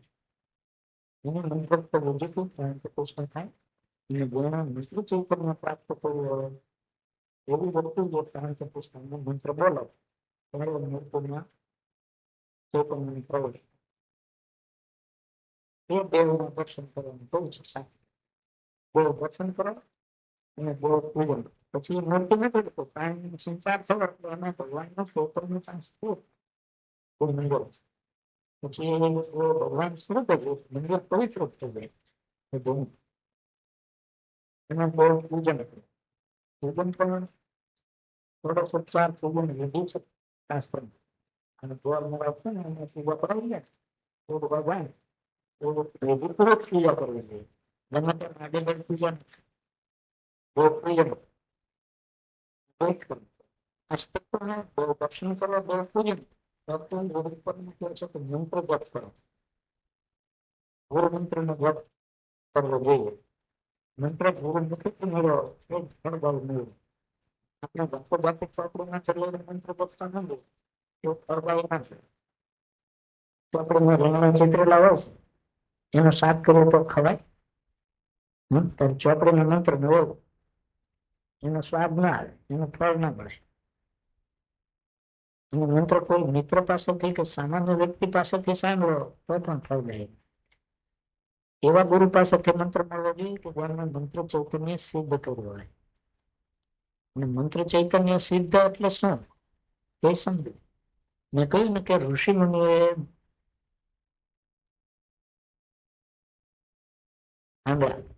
એ વેદ મંત્રો એ શ્રુતિ ભગવાનની વાણી એમને એમના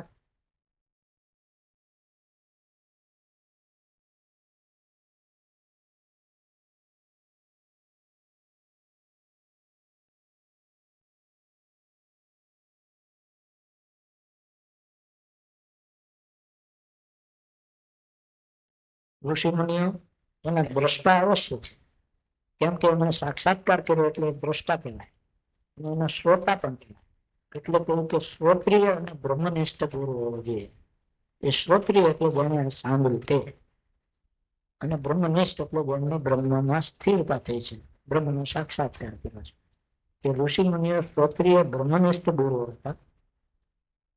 એમણે જે મંત્ર સાંભળેલો એ મંત્ર પાછો એમણે જપીને સિદ્ધ કર્યો. તમે કહેશો તો સાંભળવો અને સિદ્ધ કરવો એમાં ફેર છે. તફાવત સમજવા દે.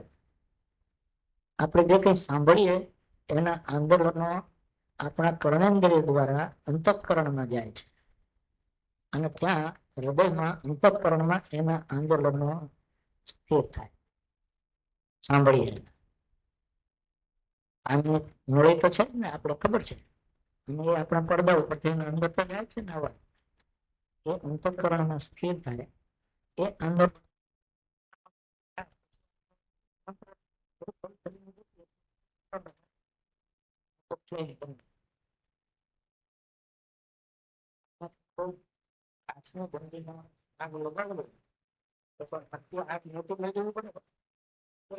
કાફી છે. એક પંખો જ લઈને મૂકી દો પછી બાકીનું કામ હવા એટલો મોટો ભડકો થાય. બસ આ જે ગુરુ મંત્ર આપે ને એ એક પંખો એ આંદોલનનો આપણા અંતઃકરણમાં સ્થિર થાય. પછી તમે જો એનો જપ કરો શ્વાસે શ્વાસે એટલે કે એને હવા નાખો એમ એ ચૈતન્ય મોટું થતું જાય ભડકો થાય ત્યારે આખા શરીરમાં આંદોલનો વ્યાપ્ત બની જાય ત્યારે તમને મંત્ર ચૈતન્ય પ્રાપ્ત થવું પડે. પછી રોમે રોમ તમારું બોલે. ગુરુજીનું એક ભજન છે જેમાં રોમે રોમના રામ ભજન છે ને નાદને દે ભૂલો એ બધી એ મંત્ર ચૈતન્ય. તો મંત્ર ચૈતન્ય જે ઋષિ મુનિઓ મંત્ર ચૈતન્ય પ્રાપ્ત કર્યું, એમણે એમના શિષ્યોને આ મંત્ર ચૈતન્ય આપ્યું. એમના શિષ્યો કર્ણ દ્વારા સાંભળ્યું. ઋષિ મુનિઓ આંદોલનો કઈ ચોપડી દ્વારા ન જાય, લખીને કોઈ કઈ આપે તો એનું આંદોલન ન હોય. અક્ષરનું આંદોલન નથી, તો આંખ જોડો, પણ અવાજ છે એનું આંદોલન છે. હું બોલું છું, તમે સાંભળો છો, એ આંદોલનથી સાંભળો છો, અવાજનું આંદોલન છે. એટલે ઋષિ મુનિઓએ જેમ સાંભળ્યું એમ એમણે એમના શિષ્યને આ મંત્ર ચૈતન્ય પ્રાપ્ત કર્યા પછી આ મંત્ર સંભળાયો. એમના શિષ્યોએ એ મંત્ર જોયો, એમને પણ મંત્ર ચૈતન્ય પ્રાપ્ત થયું. એમણે એમના શિષ્યને મંત્ર સંભળાવ્યો. આમ પરિપાટી થઈ ગઈ તો ગુરુ મુખેથી મંત્ર સાંભળવો જોઈએ. એટલે એનો અર્થ એમ છે કે આપણા અંતઃકરણમાં ગુરુ મુખેથી મંત્ર સાંભળો એના આંદોલનો પહેલા પ્રાપ્ત કરવા જોઈએ, પછી આપણે એનો ઉત્તરોત્તર જપ કરતા રહીએ તો મંત્ર ચૈતન્ય આપણને પણ પ્રાપ્ત થાય. પણ જો કોઈ ગુરુ પાસેથી આપણે મંત્ર લઈએ તો તેને મંત્ર ચૈતન્ય પ્રાપ્ત નથી કર્યું તો તણખો ના આવે, પછી ભડકો આવે. એટલે આપણને ઘણી વાર પ્રગતિ થઈ ન થઈ, ભડકો થાય તો તરત ખબર પડે ને થયો, તરત ખબર પડે એવું છે કે પ્રગતિ થઈ. તો આ મંત્ર ચૈતન્ય આ રીતે પ્રાપ્ત થાય છે. એટલે ગુરુ મુખેથી જ્ઞાન લેવાની વાત કરી તો ગુરુ વિના જ્ઞાન નહીં. ચોપડી તો ગુરુ લખી જાય પણ તોય ગુરુ વિના જ્ઞાન, કારણ કે એના મુખેથી સાંભળવાની એ જરૂર છે. એટલે બધી જ પ્રકારની સાધનાનો પાયો એ મંત્ર છે. મંત્ર યોગ બધી સાધનાનો પાયો છે. પછી તમારે અષ્ટાંગ યોગ કરવો હશે કે ભક્તિ યોગ કરવો હશે કે જ્ઞાન યોગ કરવો હશે કે કર્મ યોગ કરવો હશે કે ધ્યાન યોગ કરવો હશે કે કુંડલિની યોગ કરવો હશે, જે નામ તમે લેશો એના પાયાનો મંત્ર છે. એ પહેલું પગથિયું છે. અને એટલે જ પહેલું પગથિયું એમ કે છે કે ગુરુ કરો, ગુરુ જ્ઞાન. જેમ આસ્તિક બનો એમ ગુરુ પણ કરો, નુગરા ન રહો. નુગરો શબ્દ નથી, ખરો શબ્દ ન ગુરો છે. અને ગુરુ નથી કહેવાય એ ન ગુરો. આપણે પેલું રસ્વ છે એ આગલા શબ્દ લગાડે ન ગુરો ન નુગરો. એટલે હું કહેવાય છે ને કે ભાઈ આ તો ભગવાનની વાતો છે, નુગરા જેમ શું જાણે? નુગરા ન ખબર, જેમ ગુરુ નથી કરવાના આમાં કઈ ખબર નથી. તો આપણને કઈ ખબર પડે એના માટે પહેલો ગુરુ કરવો છે. આપણે બધા ભાગ્યશાળી છે કે આપણને તો હજી સીધો જ દાદાજી પાસેથી બાપુજીનો મંત્ર મળ્યો છે. આપણને બધાને જે દીક્ષાનો મંત્ર મળ્યો છે એ બાપુજીને દાદાજી પાસે સીધો મળ્યો છે. બાપુજી આપણને બધાને હજી દૂર નથી. એટલે આપણી પાસે સીધો મંત્ર છે અને એના આંદોલનો હજી પ્રબળ છે. એટલે ચિંતા કરવા જેવું નથી. પણ શ્રદ્ધાપૂર્વક તમે સાધના કરો. આ ભક્તિ મુર્ગી દાલ બરાબર જેવું કરી નાખશો તો તમને એની મહત્તા નહીં સમજ. કરી જુઓ પછી તમને ખબર પડશે. તો આપણા માર્ગદર્શન બાપુજી આપતા હતા એમાં સ્પષ્ટ લખ્યું છે તો આ પ્રમાણે તમારા મંત્ર જપ કરવાનો, આ રૂપે, આ નિયમથી, આ વિધિ ને કંઈક સવા વર્ષ કરો. તમે લખીને આપી લો ને માર્ગદર્શન. આપણે જો સવા વર્ષ એ પ્રમાણે પદ્ધતિસર કરો તો એનું ફળ મળે. જેમ મને ગુરુજીએ કહ્યું કે આ પ્રાણાયામ આ વિધિ કરો અને સવા વર્ષ કરો. સવા વર્ષ મેં કર્યા તો મને એનો ફળ પ્રાપ્ત થયું. તો બધા ધીરજપૂર્વક આ બધી નાની લાગતી સાધના છે પણ એ પહેલું પગથિયું છે, કરવું છે. પણ આપણને બધાને ઠેકીને અગાસી ચડી જવાનું બહુ છે ને, એની બહુ આતુરતા. એટલે પગથિયાને આપણને ચિંતા નથી. પગથિયું એમાં હું આમ સીધો ધ્યાનમાં મૂકી દો તો કોઈ દી એવું નહીં થાય, કોઈ દિવસ એવું નહીં થાય. અને જો પગથિયું નહીં ચડો તો તમે ગ્રાઉન્ડ ઉપર જ રહી જાઓ. અને પગથિયું ચડશો તો તમે અવશ્ય એક દિવસ અગાસી પર જવાનું પગથિયા કરતી. અને હું કાયમ તમને ઉદાહરણ આપું છું કે પહેલવાનને લાવો,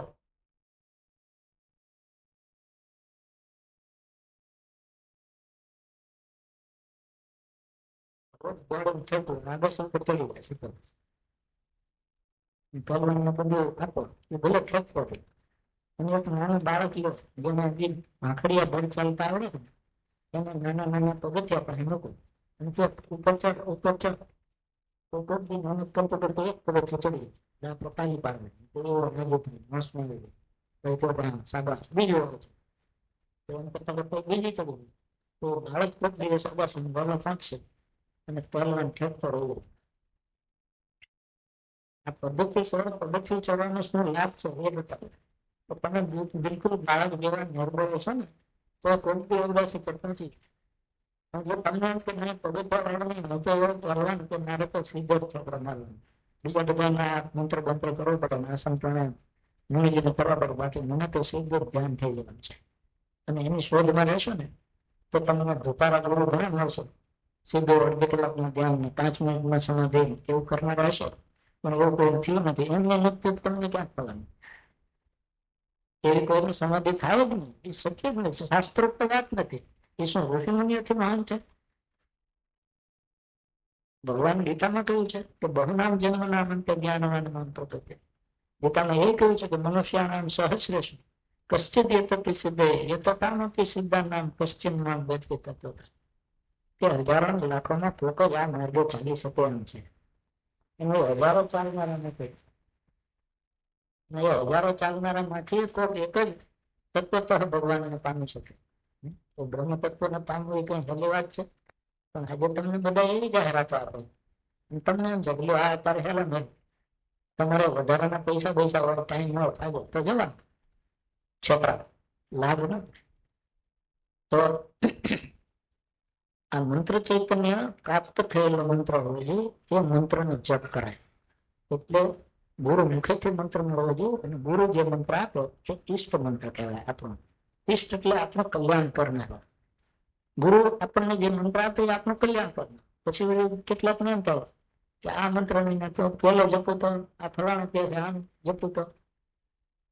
કેટલાક લોકો મને પૂછવા આપે કે આ તો મંત્ર આપો તો બરાબર, પણ હું પેલો બીજો મંત્ર જપતો હતો તો હવે આને ન કરું. આપ જપજો ને તો પેલો કરું તો વાંધો નહીં, એ તમે સ્ટેટ ટાઈમ જ કરજો, પણ એમ થર્ડ ટાઈમ મળવાનું નથી. પણ તો એને એમ થાય પેલો પકડી તો રાખજો. અને સમજાવું કેમ? સમજવાનું એટલું જ છે કે તમને તમારું કલ્યાણ નથી સમજાતું એટલે તમે ગુરુ પાસે આવો છો. પછી ગુરુ જે મંત્ર આપે એ ઈષ્ટ છે, તમારા માટે કલ્યાણ છે, એ જ કરવાનું. પછી બધું જ ભૂલી જવાનું. ગુરુને ભગવાને કહ્યું છે ને ગીતામાં, જ્ઞાન કેવી રીતે મળે? તદ્વિદ્ધિ પ્રણિપાતો પરિપ્રશ્ન સેવયા. પ્રણિપાત કરો ગુરુને, પરિપ્રશ્ન કરો, શંકા નહીં, પરિપ્રશ્ન સમજવા માટે, આપણને ન સમજાતું એવું, અને સેવા. પ્રણિપાતમાં શું કહ્યું? સ અષ્ટ અંગો દંડવત પ્રણામ. આપણે સાષ્ટાંગ દંડવત પ્રણામ કહીએ છીએ ને, એ સાષ્ટાંગ નો અર્થ છે 8 અંગો સહિત, અને દંડવત લાકડી જેમ સીધા પડેલા પ્રણામ. જો સ અષ્ટ અંગ છે ને એ શબ્દને આપણે સમજાવીએ, આપણે એમ કહીએ છીએ 2 હાથ, પગ, પેટ, માથું એવા અંગો 8 લાંબા વડે. ઠીક છે, એ અંગો તો છે, પણ અહીંયા જે 8 અંગ કહે છે ને એ ભગવાને ગીતામાં જે અષ્ટધા પ્રકૃતિ કહી છે, એ પ્રકૃતિના 8 અંગો એ તમારે ગુરુના ચરણમાં મૂકવાનું છે. અષ્ટધા પ્રકૃતિમાં ભગવાન 5 મહાભૂત, અગ્નિ, પૃથ્વી, વાયુ, જલ અને આકાશ, જેનો આ સ્થૂળ હોવા જોઈએ છે. એટલે સ્થૂળ દેહ તો તમે ડાળી દીધો, એટલે તમે 8 અંગ ડાળી દીધા છે તમે માનો છો, પણ 5 અંગ ડાળ્યા. હવે બીજા જે 3 રહ્યા પ્રકૃતિમાં, મન, બુદ્ધિ અને અહંકાર. બુદ્ધિ છે એ તમારું કારણ દેહ છે, અને મન ને અહંકાર એ તમારો સૂક્ષ્મ દેહ અને ગવર્નર છે. કારણ કે એ કે ઇન્દ્રિયોનું, કર્મેન્દ્રિયોનું, તન્માત્રાઓનું બધું વર્તે છે. 5 જ્ઞાનેન્દ્રિય, 5 કર્મેન્દ્રિય, 5 તન્માત્રા. એ 15 છે કે મન અને અહંકાર જેનું એ એમ વર્તે. એટલે સતત તત્વનું સૂક્ષ્મ છે. એટલે મન અને અહંકાર એ સૂક્ષ્મ શરીરનો ભાગ છે. બુદ્ધિ છે કારણ દેહ, કારણ શરીરનો ભાગ છે. આ 5 મહાભૂત છે સ્થૂળ. એનું કહેવાનું એમ છે પ્રણિપાતમાં સાષ્ટાંગમાં તમે સ્થૂળ દેહ નહીં, સૂક્ષ્મ દેહ ને કારણ દેહ પણ તમે ગુરુના ચરણે સમર્પિત થઈ. તો તમે એટલું બધું મૂકી દો, એનો અર્થ એમ પછી બુદ્ધિ, અહંકાર બધું ગુરુના ચરણે મૂકી દો. અને તમે વિચારો પછી ગુરુના ચરણ નથી તો તમે ઘરે કેમ પહોંચો છો? બુદ્ધિ મુક્ત બોલો, બસમાં કેમ બોલો? બસમાં બુદ્ધિ તો જોઈએ ને, એટલે પણ પાછો હારો લેતા જાઓ, એટલે કામ નહીં થાય. એટલે હોપીને અહીંયા જ રહેવું જોઈએ, બસમાં બેવાનું જવાનું ચિંતા જ નહીં, અને બધું સોંપી દેવાનું. પછી એમાં કઈ પ્રશ્ન ઉભો થવો જ ન જોઈએ. તમે બુદ્ધિ મૂકી દીધી પછી પેલો કરતો તો એનું હું, એ કોણ વિચારે? તમારી બુદ્ધિ. શંકા કુશંકા કોણ કરે? તમારું મન. તો તમે હોંપી જ નથી ગુરુ. તમે હોંપી દીધું એટલે તો ગુરુ તમને આપ્યું કે હાલો હવે તમારે કઈ વિચાર કરવાનો નથી, મને તમારા વચ્ચે વિચાર કરવા દો. મેં તમને જે તમારા માટે સારું હતું એ આપ્યું છે, એવું કરો. તો ગુરુજી આપે એ ઈષ્ટ મંત્ર આપણા માટે કલ્યાણ એ કરો. પછી આગળ શું કરવું? તો ગુરુ તમને તમારી જેમ પ્રગતિ થતી જશે એમ તમને શીખવશે. આપણે લાઈફ મિશનના પેન્ડલ કર્યા છે, એમાં બધું આપણે શીખવવાના જ છે. તમને સાધના પણ શીખવાનું છે. મંત્ર, કર્મયોગની સાધના, જ્ઞાન યોગની સાધના, ભક્તિ યોગની સાધના, મંત્ર યોગની સાધના, એ બધું છે. અષ્ટાંગ યોગ શીખવો છે તો તમે ત્યાં કેન્દ્રમાં રહીને શીખી શકો, એ આસન ભાવ કરશે. પણ ત્યાં રહીને તમે આ શીખી શકો. તો મંત્ર વિહિત કર્મ છે. તો લોકો શ્રદ્ધાપૂર્વક મંત્રનું વિધિવત જપ કરવો જોઈએ. પાંચમું વિહિત કર્મ છે વ્રત કરો. વ્રતો આપણે 11 રહી છે, પૂનમ રહી છે, આપણે ગુરુજીએ કહ્યું છે ને માર્ગદર્શન મંત્ર આપી છે, કહી છે ગુરુવાર કરો, 11 ઉપવાસ કરો, ઉપવાસ કરો. વ્રત છે. શાસ્ત્રોના અનેક વ્રત બતાવે છે. કેટલાક વ્રતો એવા છે કે જે માત્ર બ્રહ્મણ કરવા, પણ મોટા ભાગના વ્રતો એવા પણ છે કે જે માણસ ભાઈઓ અને બહેનો બધાએ કરે. પણ કમનસીબી એ છે કે ભાઈઓ ઓછા વ્રતો કરે છે, બહેનો હજુ મોટા ભાગના કરે છે. એટલે હું કાયમ કહું છું કે બહેનો ભારતમાં આ પ્રાચીન સંસ્કૃતિ અને આપણો ધર્મ આટલા હજારો વર્ષથી ટકી રહ્યો છે ને, એનો શ્રેય આપણને બધાને છે, પણ વધારે શ્રેય આ બહેનોને છે. આવું પણ તમારે પડાવો આપણે નથી કરતા ને તારી પાસે સંજ્ઞાઓ જોઈએ ને. એ વ્રતો છે, એ વિવિધ કર્મો છે, એ બધા ધર્મ લાભ કરાવ્યા છે. આપણા શાસ્ત્રમાં વ્રતોના ફળ આપણું શાસ્ત્ર કહે છે કે તમે બીજું કોઈ ધર્માચરણ ન કર્યું, પણ સમજણા થાવ ત્યારથી જીવન કરીને માત્ર એકાદશી નું વ્રત જ કરો, 11 જો જીવન કરીએ તો એનું ફળ સ્વર્ગની પ્રાપ્તિ છે. આખું જીવન માત્ર 11 જ કરો, પછી તમે બીજું કાંઈ દેવ પૂજન દેવ દર્શન ના કર્યું એને તો સ્વર્ગની પ્રાપ્તિ થાય છે. તો વ્રતો અવશ્ય કરવા જોઈએ.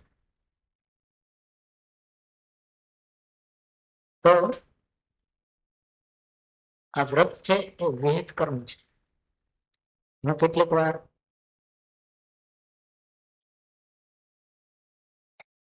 બધાને કહું છું કે આ શાસ્ત્રોમાં જે કહ્યું છે એ તમને અત્યારે નહીં સમજાય, કારણ કે એમાં કેટલાક કર્મોનું ફળ પરલોકમાં આપણને મળવાનું છે.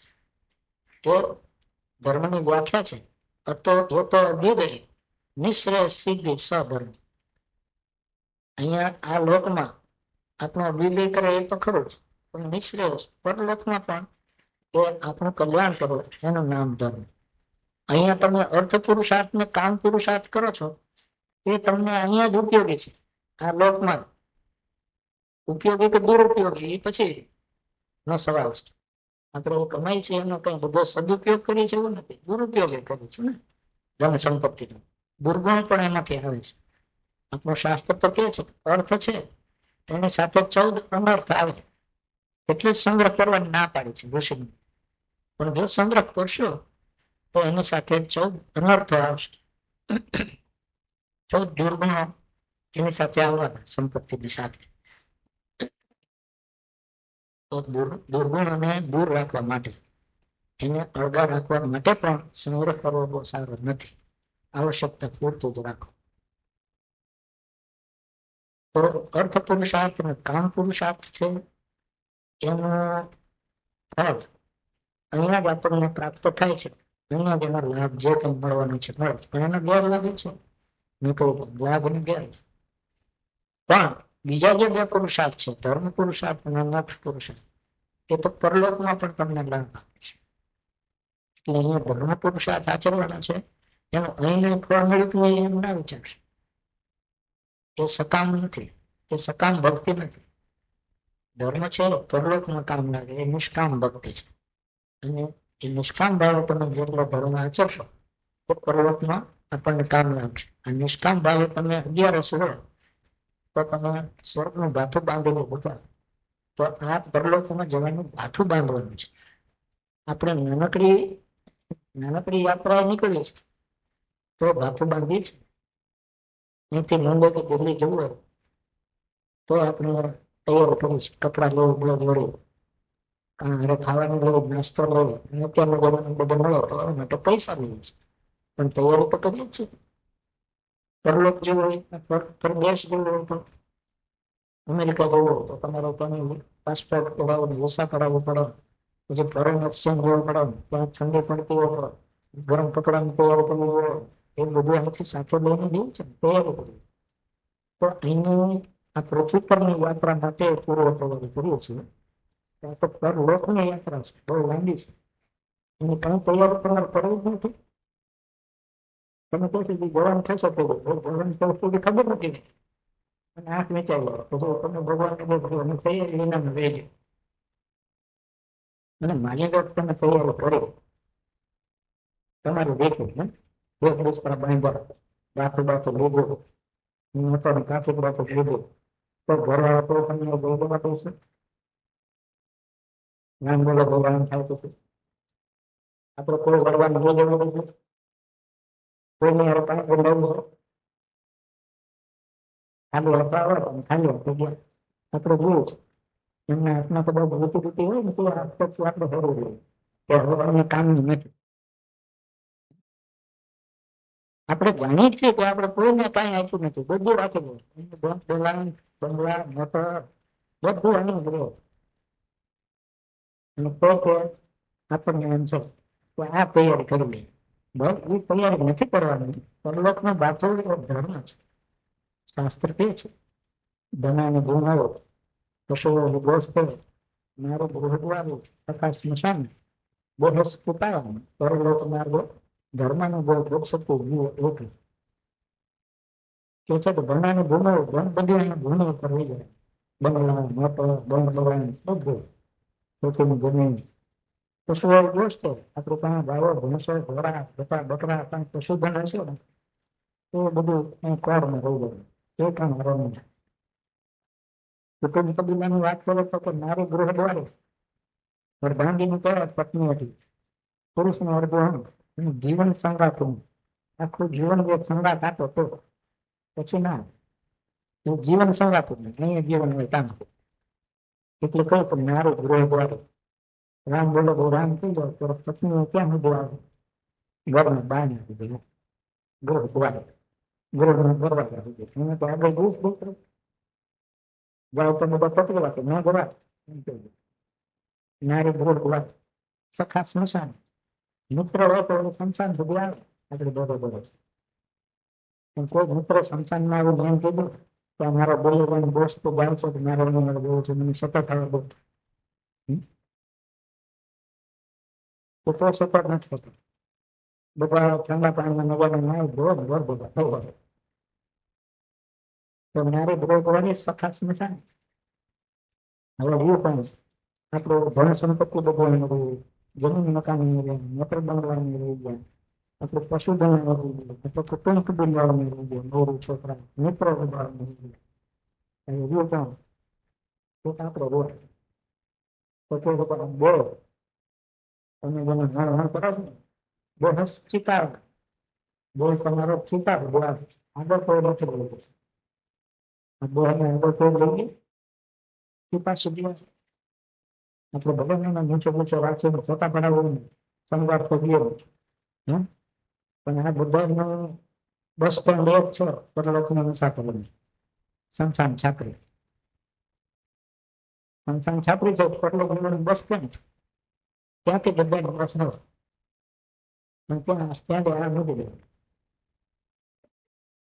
બસ છુપાવ આપણે છુપાવી દે આગળ પર આવશે પણ તો પરલોકના માર્ગો કોણ છે દેહ છુપાવવા પરલોક માર્ગો ધર્મનો ગોક્ષતિ જીવ એક જાય પરલોકનો ધર્મ અનુભવ ધર્મ અનુભવ જેનો અનુસરણ ધર્મ કરો છો ધર્મથી અનુસરાવેલો એવો જીવ બને જીવની પાછળ શું જાય ધર્મ ધર્મનો ભાષો બાંધ્યો છે તો પરલોક નથી આપણે પરદેશ ફોરેન એક્સચેન્જ લઈ લીધી ને ત્યાં રૂપિયો નતા રૂપિયાનો બરોબર છે ઇંગ્લેન્ડ ગયું તો પાઉન્ડ લઈ લીધું બીજા દેશમાં ગયું તો એનું ચલણ લઈ લીધું એ ચાલે અહીંયા રૂપિયા એના ભાવ અહીંયા ચાલવાનું નથી મારે લઈ ગયું તો આવવાનું તો નથી જતો તો લઈ ગયું એનું ચલણ જ ધર્મ એટલે ભગવાન કહે છે કે આવવા કઈ વાપરવાનું લાયક નહીં અને તો રહી ગયું મારે ઉતાવળ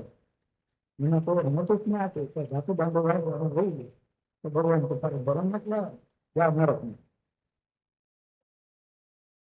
તમે કહો થોડું ઘણું લાવો છો ભગવાન શું છે તો બહુ પૂરતું નતું પણ થોડુંક લાવ્યા તો ફરી મારા ના કરો લેતા આવજો આવતા જઈને ભગવાન એમ કે આવતા જઈને વધારે થોડુંક લઈને આવજો એટલે ફરી માણસ બનાવે એ પાછા મનુષ્ય બને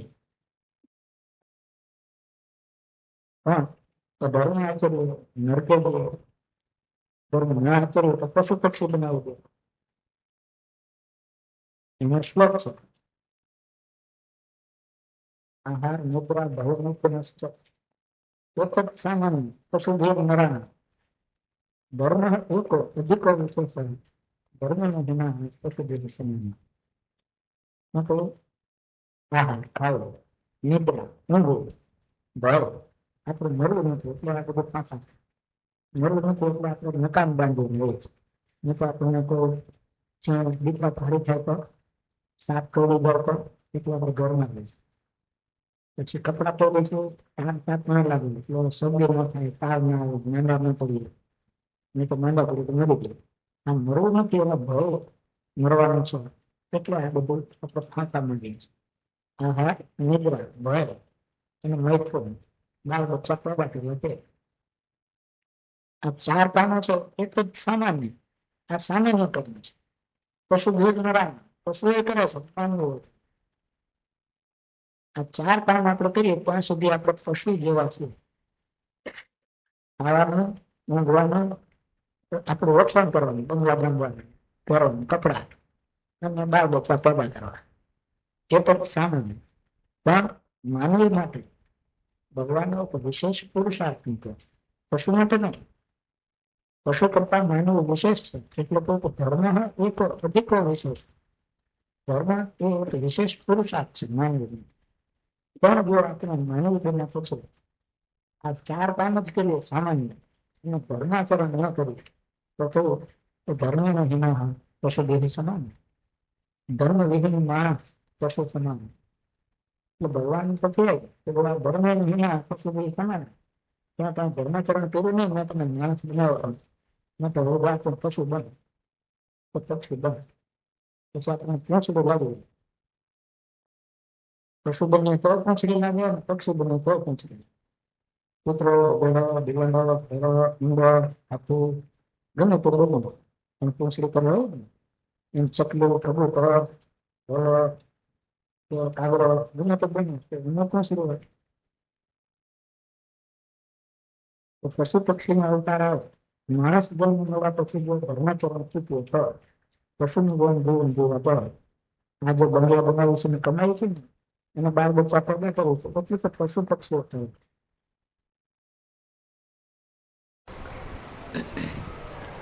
તો ધર્મ કમાવો આ વ્રતો છે એ ધર્મ લાભ કરાવનાર છે. મંત્ર જપ પણ ધર્મ લાભ કરાવે છે. દેવ દર્શન દેવ પૂજન પણ ધર્મ લાભ કરાવે છે. અને દેવ દર્શન પૂજન કરતા પહેલા આસ્તિક બનવું જોઈએ, એ પણ ધર્મ લાભ કરાવે છે. પછી વિહિત કર્મ કયું? ત્રિકાળ સંધ્યા.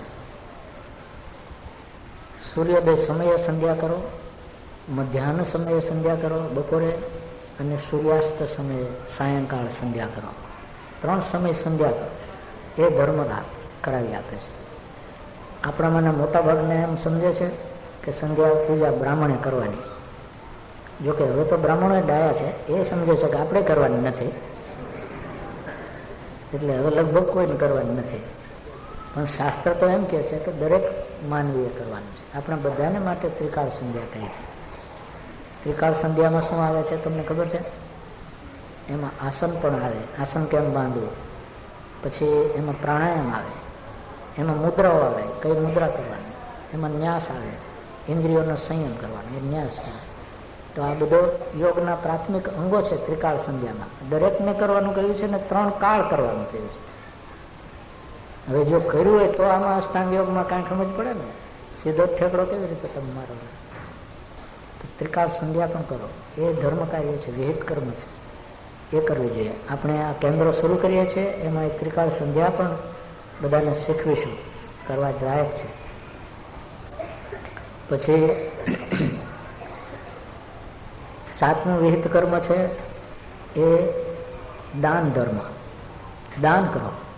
મેં કહ્યું ને કે આજ પૂરતું જ કમાવાની શાસ્ત્રે છૂટ આપી છે, પણ ભગવાનની કૃપાથી આપણો પુરુષાર્થ વધ્યો અને થોડું વધારે કમાયા તો વધારાનું દાન આપો, એમાંથી ધર્મ કમાવો. જો બધું જ દાન આપી શકો જેમ જનક રાજા આપતા હતા તો ઉત્તમ જ છે, પણ એવી વ્યક્તિઓ વિરળ હોય છે, બધા કાંઈ બધું નથી આપી શકતા. તો શાસ્ત્રે સામાન્ય માણસ માટે પણ એક નિયમ બનાવ્યો કે જે વધારાનું તમે કમાવો તમારા કુટુંબનું ભરણ પોષણ કરતા, એનો સંગ્રહ પૂરેપૂરો ન કરો, 10% કમસે કમ દાનમાં આપો, આવકના 10%. તો એ પણ ધર્મલાભ છે. તો દાન કરો. એકલા પૈસા જ આપો એમ નથી, દાન અનેક પ્રકારે થાય છે. આપણે કોઈ ભૂખ્યો માણસ હોય એને ભોજન આપીએ તો એ દાન કર્યું કહેવાય. આપણે કોઈ તરસ્યો માણસ હોય એને પાણી પીવડાવીએ એ પણ દાન કર્યું કહેવાય. કોઈને વસ્ત્ર નથી પહેરવા અને આપણે એને વસ્ત્રો આપીએ તો એ વસ્ત્ર દાન કર્યું કહેવાય. તો ભોજન દાન, વસ્ત્ર દાન, આ બધા દાન છે. એવું જ દાન ભૂમિદાન, કોઈને જમીન દાનમાં આપીએ તો એ ભૂમિદાન છે. હમણાં હું સૌરાષ્ટ્રના પ્રવાસમાં ગયો ત્યારે લીંબડી પાસે એક જાખણ ગામ છે, લીંબડીથી 5-6 કિલોમીટર આગળ પહેલાં આવે અહીંથી જતા. એ જાખણના ભાઈઓને એટલી બધી દાદાજીએ પ્રેરણા મૂકી કે એમણે મને 100 વીઘા જમીન હાઈવે ઉપર દાનમાં આપવાનું નિશ્ચય કર્યો અને એમાંથી 65 વીઘા તો આપી પણ દીધી અને બીજી પણ કરી આપવાનું વચન છે. અત્યારના જમાનામાં 100 વીઘા જમીન હાઈવે પર આપવી એ કાચા પોચાનું કામ નથી, એ જબરજસ્ત દાન છે. અને એ દાનનું ફળ એમને ઘણો ધર્મ લાભ થશે. એ શું ધર્મ લાભ થશે હું પછી તમને કહીશ. એ ભાઈઓ અહીંયા થોડાક હાજર છે, હું ઈચ્છું કે એ બધા ભાઈઓ ઊભા થાય જે જમીનના દાતાઓ છે, તો તમે બધા પણ એમના દર્શનનો લાભ લો.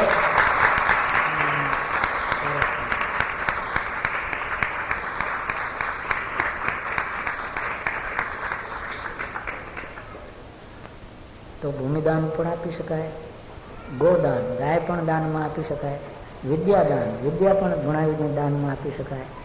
એમ કન્યાદાન, કન્યાદાન પણ દાન છે. દીકરીને પરણાવો છો એ દાન છે, એ ધર્મ કાર્ય છે.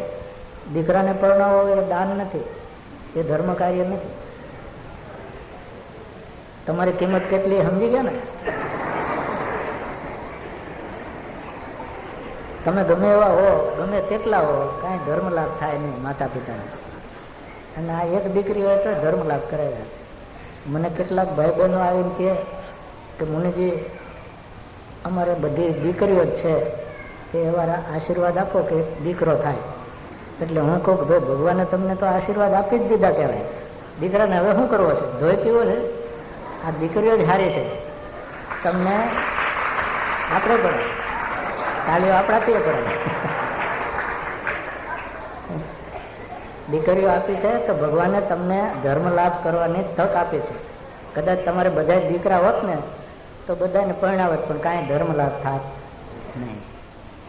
તો કન્યાદાન છે તો ભગવાનને સમજીને બધું કર્યું છે. એ શું કામ કર્યું છે તમને સમજાય છે? કન્યાદાનનું આટલું મહત્વ શું કામ ભગવાને મૂક્યું? અને કુમારદાન તમને કેમ કાંઈ મહત્વ ના આપ્યું એ સમજો. એનું કારણ એ છે કે જો આ જેટલા વિહિત કર્મ મેં કહ્યા ને એ બધાનું થોડું ઘણું આચરણ બહેનો અવશ્ય કરે છે. આસ્તિક બનો પહેલું વિહિત કર્મ. ભાઈઓ કરતાં બહેનોમાં શ્રદ્ધા વધારે હોય છે. પછી દેવ દર્શન, દેવ પૂજન કરો. બહારના મંદિરો તમે કદાચ જાઓ છો, પણ તમારા બધાના ઘરમાં દેવ પૂજા છે. ગોખલામાં છે અથવા કબાટમાં છે ને? હવે તમારા ઘરમાં જે દેવ પૂજા છે ત્યાં દીવો થાય છે, પૂજા થાય છે, પ્રસાદે ધરાવાય છે, ટોકરી વગાડીને આરતી એ ઉતારાય છે. પણ એ કરે છે કોણ એ હું જાણું છું. આ બહેનો કરે છે, તમે નથી. હા, પ્રસાદ ધરાવી લે પછી ખાવા તમે જાઓ એટલા પ્રસાદિયા ભગત ખરા. જો એ દેવ દર્શન, દેવ પૂજન એ કરે છે એટલે ધર્મ લાભ એમને મળે. પછી મંત્ર જપ. ઘરમાં માળા હશે ને તો હું તમને પૂછું તમારા ઘરે માળા છે? એટલે તમારે પત્ની સામે જોવું પડે કે આપણે છે ઘરમાં માળા? તમને જ ખબર જ ન હોય. ખબર એમને હોય એટલે ખબર જ નથી છે ને એ માળા ફેરવે કેવી રીતે? હે, ખબર હોય એ ફેરવે. એટલે કોકથી એ ફેરવતા છે માળા તો બેનો ફેરવે. અને મંત્ર જપી કરે. પછી વ્રત, 11 ક્યારે આવે છે ને ક્યારે જાય કેલેન્ડરમાં તમને કોઈને ખબર હોય? સાચું કહેજો. અને બહેનો તો રહે એમને ખબર હોય. 11 રહે, બધા પૂનમ રહે, બધા વ્રત એ કરે. અને તમે કહ્યું બેનો બેનો કરે તે સારું, તે એમને ધર્મ લાભ થશે કે તમને નહીં થાય. એટલે વ્રત કરે છે. હે, આ બહેનો આટલું બધું કરે છે એટલે ભગવાને એમ કહ્યું કે ભાઈ એમના વિવાહ કરે તો ધર્મ લાભ થાય, કન્યાદાન કહેવાય. અને તમે આ નથી કરતા એટલે તમને ધર્મ લાભ ન થાય. હવે તમને ધર્મ લાભ કરાવવાનો ભગવાન જ્યારે વિચાર કરશે ત્યારે તમારું કલ્યાણ જ્યારે ભગવાન વિચારશે ને ત્યારે તમને પાછા મોકલશે. પણ હું કાયમ કહું છું બુસ્કોટ પાટલું પહેરાવીને નહીં, સાડી પહેરાવીને મોકલશે. કારણ કે ભગવાન સમજે છે કે આ ડ્રેસ બદલ્યા સિવાય આ લોકો કાંઈ કરશે નહીં.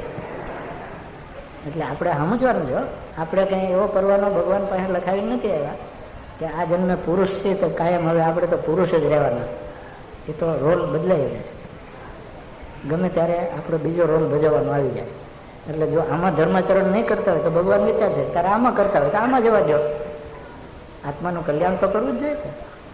તો ભગવાન આપણા કલ્યાણ સારું જ આ રોલ આપી દેશે.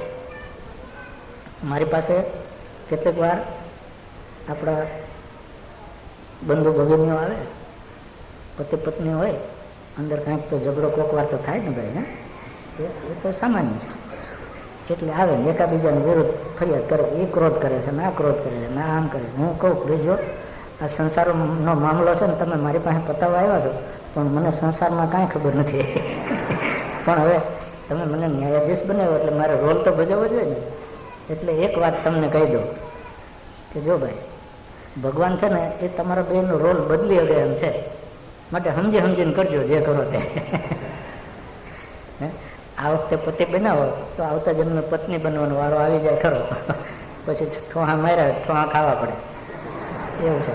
એટલે હું કહું ભાઈ જે કરો એ સમજીને કરજો. આટલું સમજી લો કે રોલ બદલી ગયા એમ છે. તો આ આપણે કાયમ કોઈ જીવ પુરુષ નથી રહેતો, કાયમ કોઈ જીવ સ્ત્રી નથી રહેતો. એક કર્માનુસાર ભગવાન નિશ્ચિત કરે છે.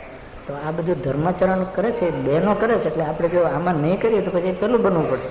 એના કરતાં બુસ્કોટ પાટલુનમાં જ કરવા માંડો ને સમજી. હે, સાડી પહેરવાનો વારો ન આવે. તો આ દાન ધર્મ છે. દાન ધર્મ તો મેં તમને એક દાન ધર્મની વાત કરેલી ને એકવાર. એક રાજાએ કંઈ અન્નદાન નહીં આપેલું, પછી એના મૃતદેહમાંથી માંસ ખાવું પડતું હતું સ્વર્ગમાંથી ઉતરીને. તો એવું ન કરવું પડે. એટલે આ નાના મોટા બધા પ્રકારના દાન છે એ આપવા પડે. એ પરલોકમાં ભાથું છે, પરલોકમાં એ ઉપયોગનું છે. અહીંયા તમે કહો કે અહીંયા દાન ન આપ્યું તો શું થયું? એ રાજાએ નહોતું આપ્યું, પણ એને ત્યાં શું થયું? બ્રહ્મલોકમાં એને ખાવાનું નહોતું મળતું, પછી એને એના મળદામાંથી માંસ ખાવું પડે. તો આ બધા પ્રકારના દાન કરવા લાયક છે, કરવા જોઈએ અને કરો. એ પણ ધર્મ છે. છેલ્લો વિહિત કર્મ કયો? સત્સંગ. સત્યનો સંગ કરો. સત્ય એટલે શું? મેં કહ્યું ને કે બ્રહ્મ સત્ય, જગત મિથ્યા. તમે આ જગતનો સંગ કરો છો, જે મિથ્યા છે, અસત છે, એનો સંગ કરો છો. એ અસત્સંગ છે, એનાથી કંઈ લાભ ન થાય. સત્સંગ કરો બ્રહ્મનો, પરમાત્મા તત્વનો, એ ધર્મ લાભ કરી રહ્યા. હવે તમે કહો કે બ્રહ્મને નથી ઓળખ્યો અમે, તો કેવી રીતે સત્સંગ કરવો?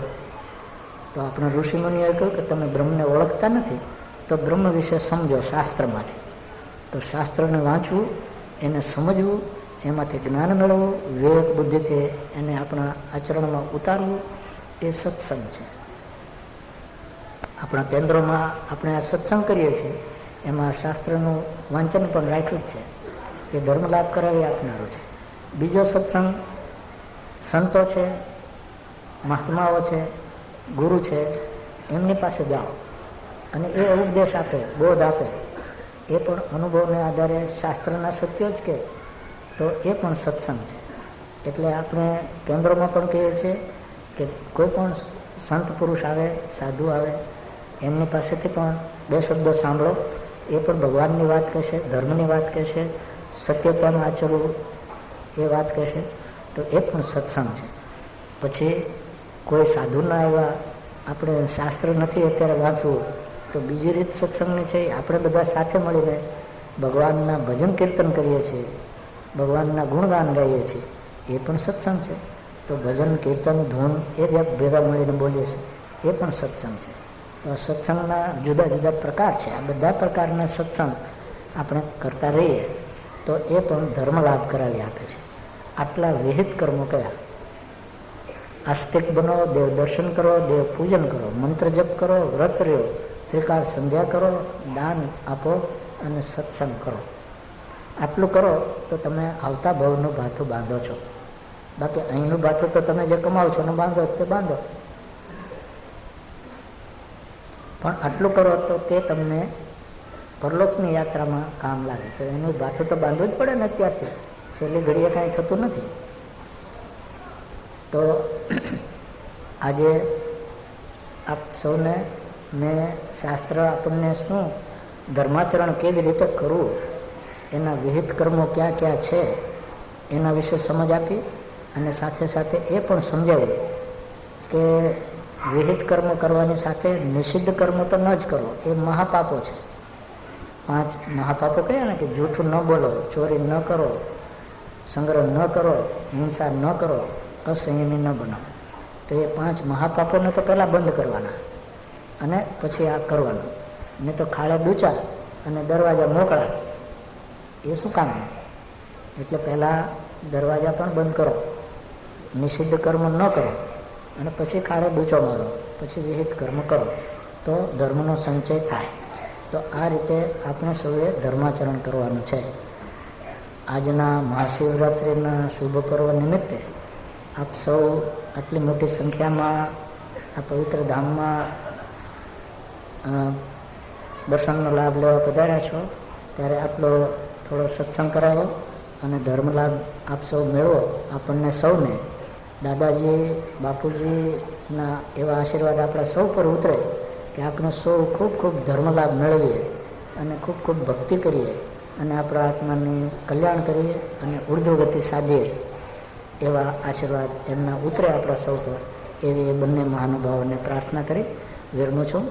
આપ સૌએ મને શાંતિપૂર્વક સાંભળ્યો એ બદલ આપ સૌનો ખૂબ ખૂબ આભાર. સર્વને મારા સસ્ને જય બાબા.